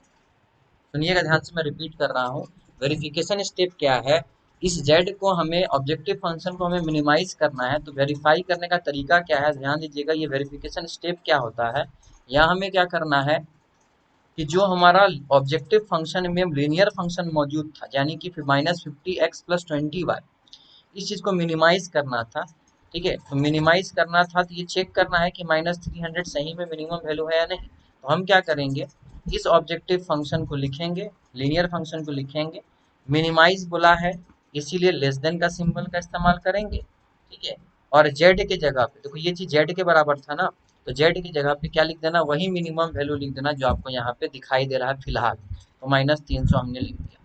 मान लो अगर यही चीज मैक्सिमाइज करने बोलता, तो इस जगह पे हम ग्रेटर देन का सिंबल यूज करते, याद रखिएगा, मिनिमाइज बोला है, ठीक है, मिनिमाइज है तो लेस देन एंड मैक्सिमाइज है तो ग्रेटर देन सिंबल का यूज करना है, ये चीज याद रखिएगा। मिनिमाइज है तो लेस देन का, मैक्सिमाइज है तो ग्रेटर देन का सिंबल यूज करना है, ठीक है ना। और यहाँ पे जो आपका ऑब्जेक्टिव फंक्शन था वो लिख दीजिए, और जो फिलहाल आपका मिनिमम वैल्यू आ रहा था वो लिख दीजिए। इसको डालने के बाद इससे अब हम अपने चीज को वेरीफाई करेंगे। कैसे वेरीफाई करेंगे, तो बच्चों ध्यान से देखो, ये वापस से आपका क्या आ गया, एक लीनियर इनइक्वालिटी आ गया है। अब इस लीनियर इनइक्वालिटी का हम क्या करेंगे बाबू, ग्राफ बनाएंगे, ठीक है। वी ड्रॉ, ठीक है, ग्राफ, ठीक है, ऑफ दिस इनइक्वालिटी। इस इनइक्वालिटी का अब हम क्या करेंगे, ग्राफ ड्रॉ करेंगे। ग्राफ ड्रॉ करने के लिए मैंने तरीका सिखाया था क्या, पहले आप उस चीज को इक्वेशन के फॉर्म में कन्वर्ट करो, ठीक है, और उसके बाद डब्बा बना करके निकालो। देखो इनमें कुछ कॉमन दिख रहा है, तो पहले कॉमन निकाल लेते हैं, ठीक है। तो 10 कॉमन दिख रहा है, तो -5x, ठीक है, +2y इज इक्वल टू -30, ठीक है। तो 10 कॉमन निकाल रहा था तो निकाल दिया हमने। और फिर इसके बाद डब्बा बनाओ, डब्बा बना करके इसका ग्राफ बना लो, ठीक है। ग्राफ बनाने के लिए फिर वही काम करेंगे, ये वेरिफिकेशन स्टेप है, याद रखिएगा। एक्स वाई, एक्स अगर जीरो रखा तो वाई का वैल्यू कितना आ गया, -15। वाई अगर जीरो रखते हो तो एक्स का वैल्यू कितना आ जाएगा, ठीक है, 6 आ जाएगा। अब देखो ध्यान से, अब इस चीज को प्लॉट करना है, कहाँ प्लॉट करना है, plot on the graph, graph पे प्लॉट करना है। देखो 0, -15 और 6, 0, इस पॉइंट को ग्राफ पे प्लॉट करो। 0, -15 मतलब, 0, -15 का मतलब ध्यान से देख लो क्या होगा, 0, -15 कहाँ होगा, 0, -15 कहीं नीचे आएगा, इधर कहीं नीचे होगा, ऐसा कहीं जाएगा -15, ठीक है। चलो ठीक। और दूसरा क्या है, 6, 0, 6, 0 कहाँ है बाबू, 6, 0 यहाँ है। तो सपोज, लेटर सपोज, ठीक है, हमारा 0, -15 तो बहुत नीचे चला जाएगा, तो वो अभी मेंशन नहीं कर पा रहे हैं, लेकिन हम एक एज्यूम करके चल सकते हैं, 0, -15 इधर नीचे कहीं होगा, तो स्ट्रेट लाइन कहीं ना कहीं ऐसे पास कर रहा होगा, ऐसे, ठीक है, ऐसे ही कहीं जा रहा होगा। स्ट्रेट लाइन इस 6, 0 से पास कर रहा होगा, और नीचे की तरफ कहीं जा रहा होगा। ये जाते समय नीचे कहीं जा करके -0, -15 पे ये जाकर कहीं मैच कर देगा। तो बस इस तरह से दिखा दिए हम लोग, ठीक है। इसको दिखाने का मेन मकसद बस यही है, क्योंकि इससे वेरीफाई करेंगे। वेरीफाई कैसे करेंगे, ध्यान दीजिएगा, ठीक है। तो ये हमने ड्रॉ कर दिया बाबू, किसको, ये हमने ड्रॉ कर दिया, ध्यान देना, किसका, -5x + 2y, ठीक है, -5x + 2y is equal to -30 का ग्राफ ड्रॉ करो, ठीक है। अब इसको ग्राफ ड्रॉ करने के बाद आप इसको सेट करो, ठीक है। सेट करने का मतलब, फिर से देखो वही ट्रिक लगाएंगे, ठीक है। इनइक्वालिटी क्या है, -50x + 20y लेस देन -300, ये ट्रिक लगाएंगे। 0 < -300, ये ट्रू है फॉल्स है, ये बिल्कुल आपका क्या है, फॉल्स। जब फॉल्स है तो किधर सेट होगा बाबू, सेट होगा आपका ओरिजिन से दूर, यानी कि हमारा जो अब वेरिफिकेशन स्टेप कह रहा है, उस वेरिफिकेशन स्टेप के अनुसार ये चीज सेट किधर होगा, ओरिजिन से, यानी कि इधर सेट, ठीक है। ये वाला स्ट्रेट लाइन इधर साइड सेट हो, ध्यान दीजिए, ठीक है। यहाँ साइड सेट हम लोगों ने कर ली। अब क्या करो, सेट करने के बाद अब ध्यान दीजिएगा, इस टाइप से हमारा इस वाला लाइन का जो हम लोगों ने वेरिफिकेशन स्टेप में जो हम लोगों ने लाइन ड्रॉ किया है, उसका हमारा ग्राफ किधर साइड सेट हुआ बाबू, तो इसका ग्राफ हमारा इस साइड सेट हुआ, ठीक है। अब देखो ध्यान से, मैं कुछ नीचे लैंग्वेज लिख रहा हूँ, समझिएगा, ठीक है। ये स्टेप करने के बाद हमेशा यही काम करना बच्चों, ध्यान दीजिएगा, यही काम ऑलवेज करना है। अब इस स्टेप को करने के बाद ध्यान दीजिए क्या करना है, ठीक है, ठीक है। इफ,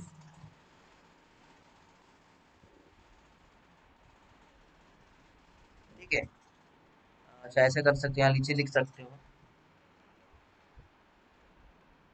ठीक है। नीचे क्या लिख सकते हो, ध्यान देना, ठीक है। नोट, कंसेप्ट समझिएगा बाबू, कंसेप्ट क्या है, मैं कंसेप्ट नीचे लिख रहा हूँ, समझिएगा। वेरिफिकेशन स्टेप से कैसे पता करते हैं कि मिनिमाइज होगा या नहीं होगा, या मैक्सिमाइज होगा या नहीं होगा, तो कंसेप्ट क्या, ध्यान देना, ठीक है।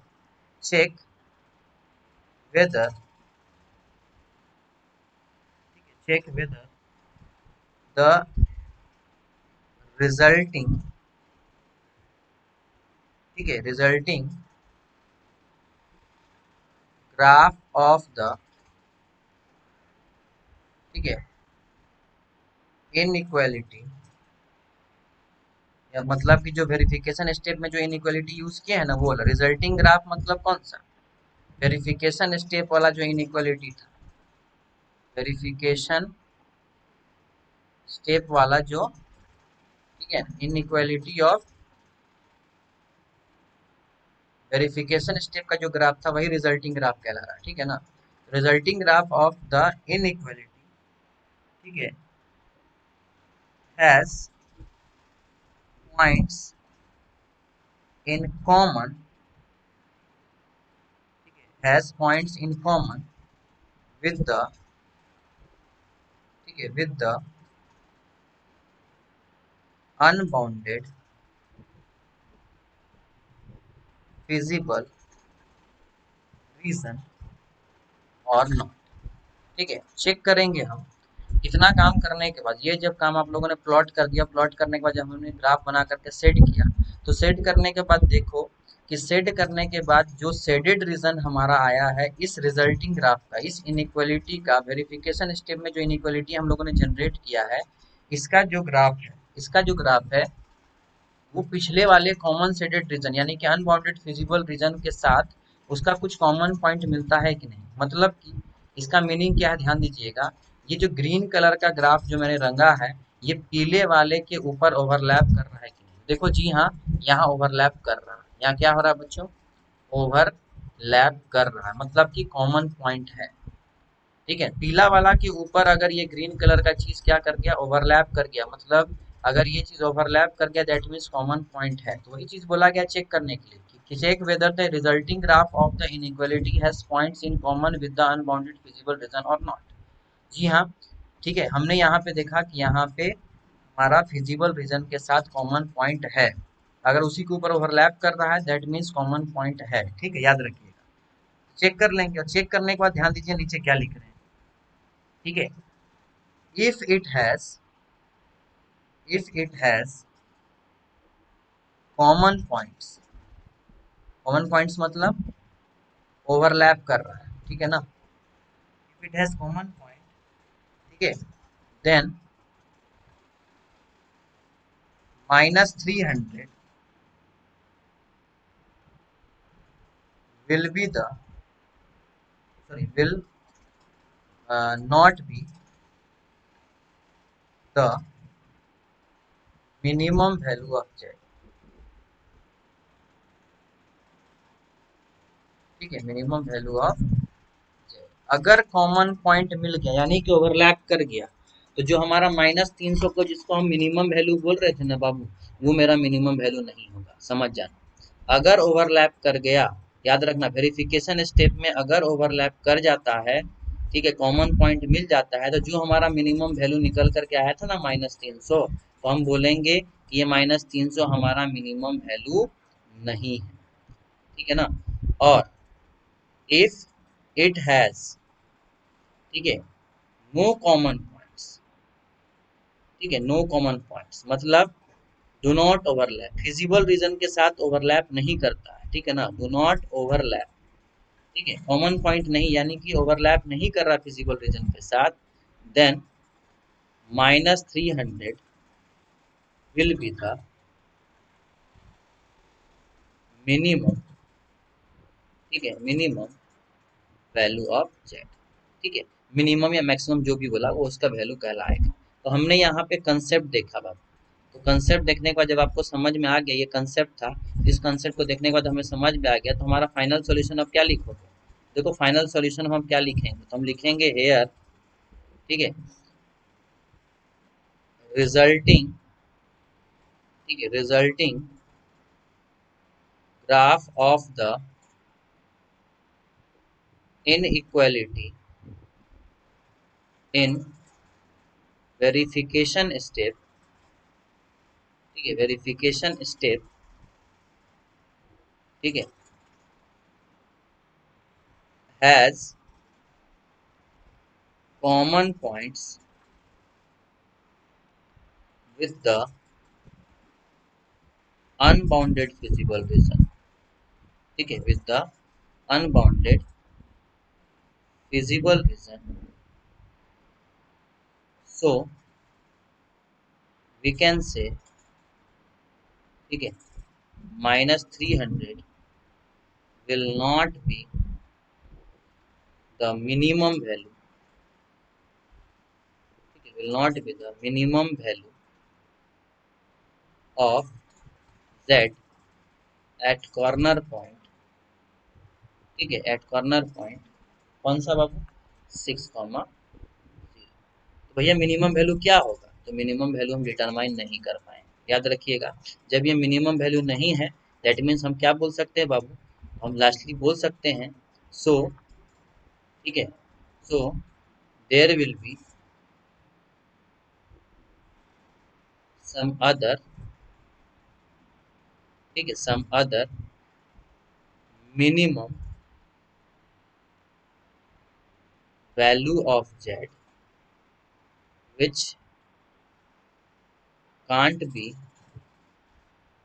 possible, इसको हमारे लिए डिटरमाइन करना थोड़ा सा क्या हो जाएगा, इस जगह के अकॉर्डिंग हमारे लिए पॉसिबल नहीं। ये बाबू आपका पूरा का पूरा तरीका है, फाइनल सॉल्यूशन है लिखने का तरीका।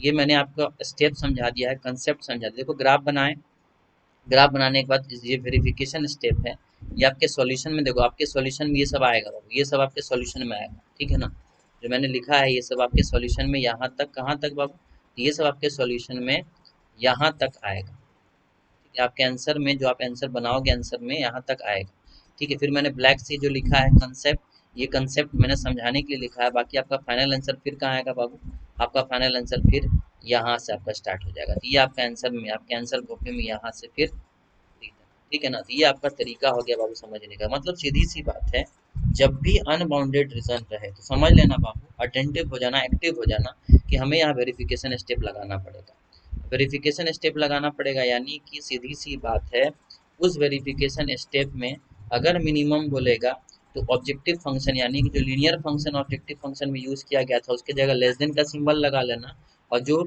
कॉर्नर पॉइंट के अकॉर्डिंग, जो फिलहाल हमें कॉर्नर पॉइंट दिख रहा था, उस कॉर्नर पॉइंट के अकॉर्डिंग जो मिनिमम वैल्यू दिखाई देता है वही जेड की जगह लिख करके एक लीनियर इनइक्वालिटी आप जनरेट कर लेना, ठीक है।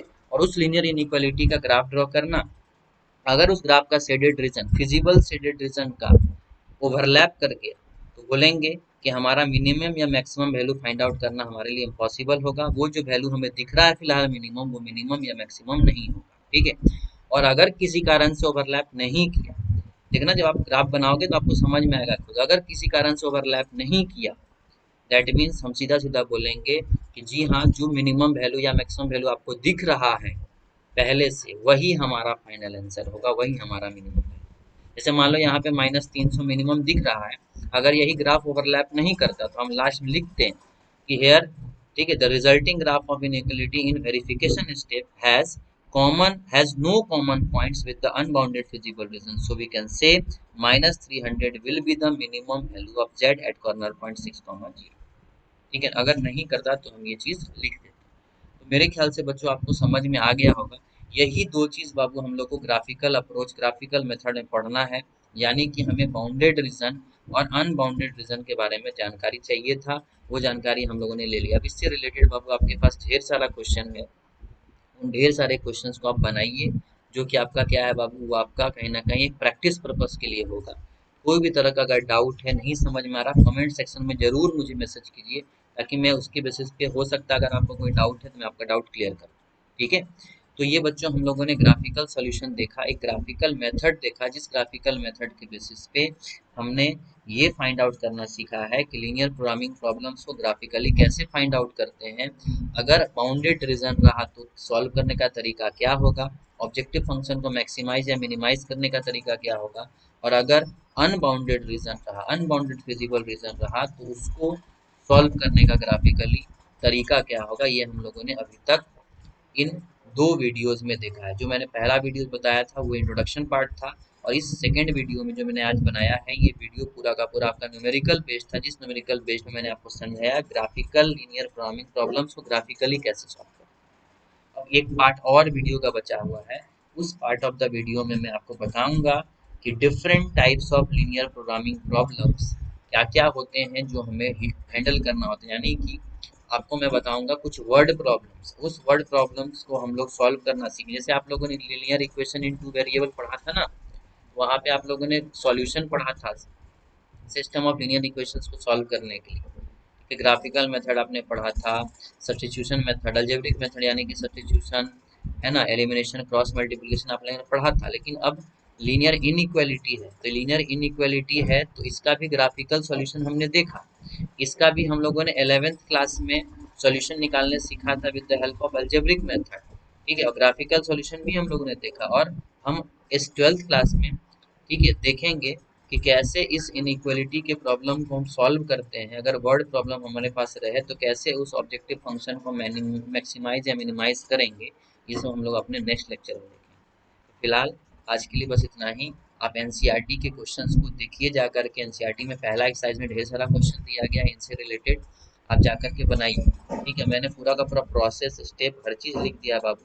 It is more than sufficient, आपके बोर्ड के लिए बहुत सफिशियंट। आप इस अनुसार सॉल्यूशन कीजिए, बिल्कुल आपका सब चीज़ अच्छे से हो जाएगा। और याद रखिएगा, ग्राफ ऑलवेज सॉल्व करना है बाबू। तो ग्राफ सॉल्व कैसे करना है, ठीक है, ग्राफ कॉपी पे प्रैक्टिस करना, कॉपी पे नहीं।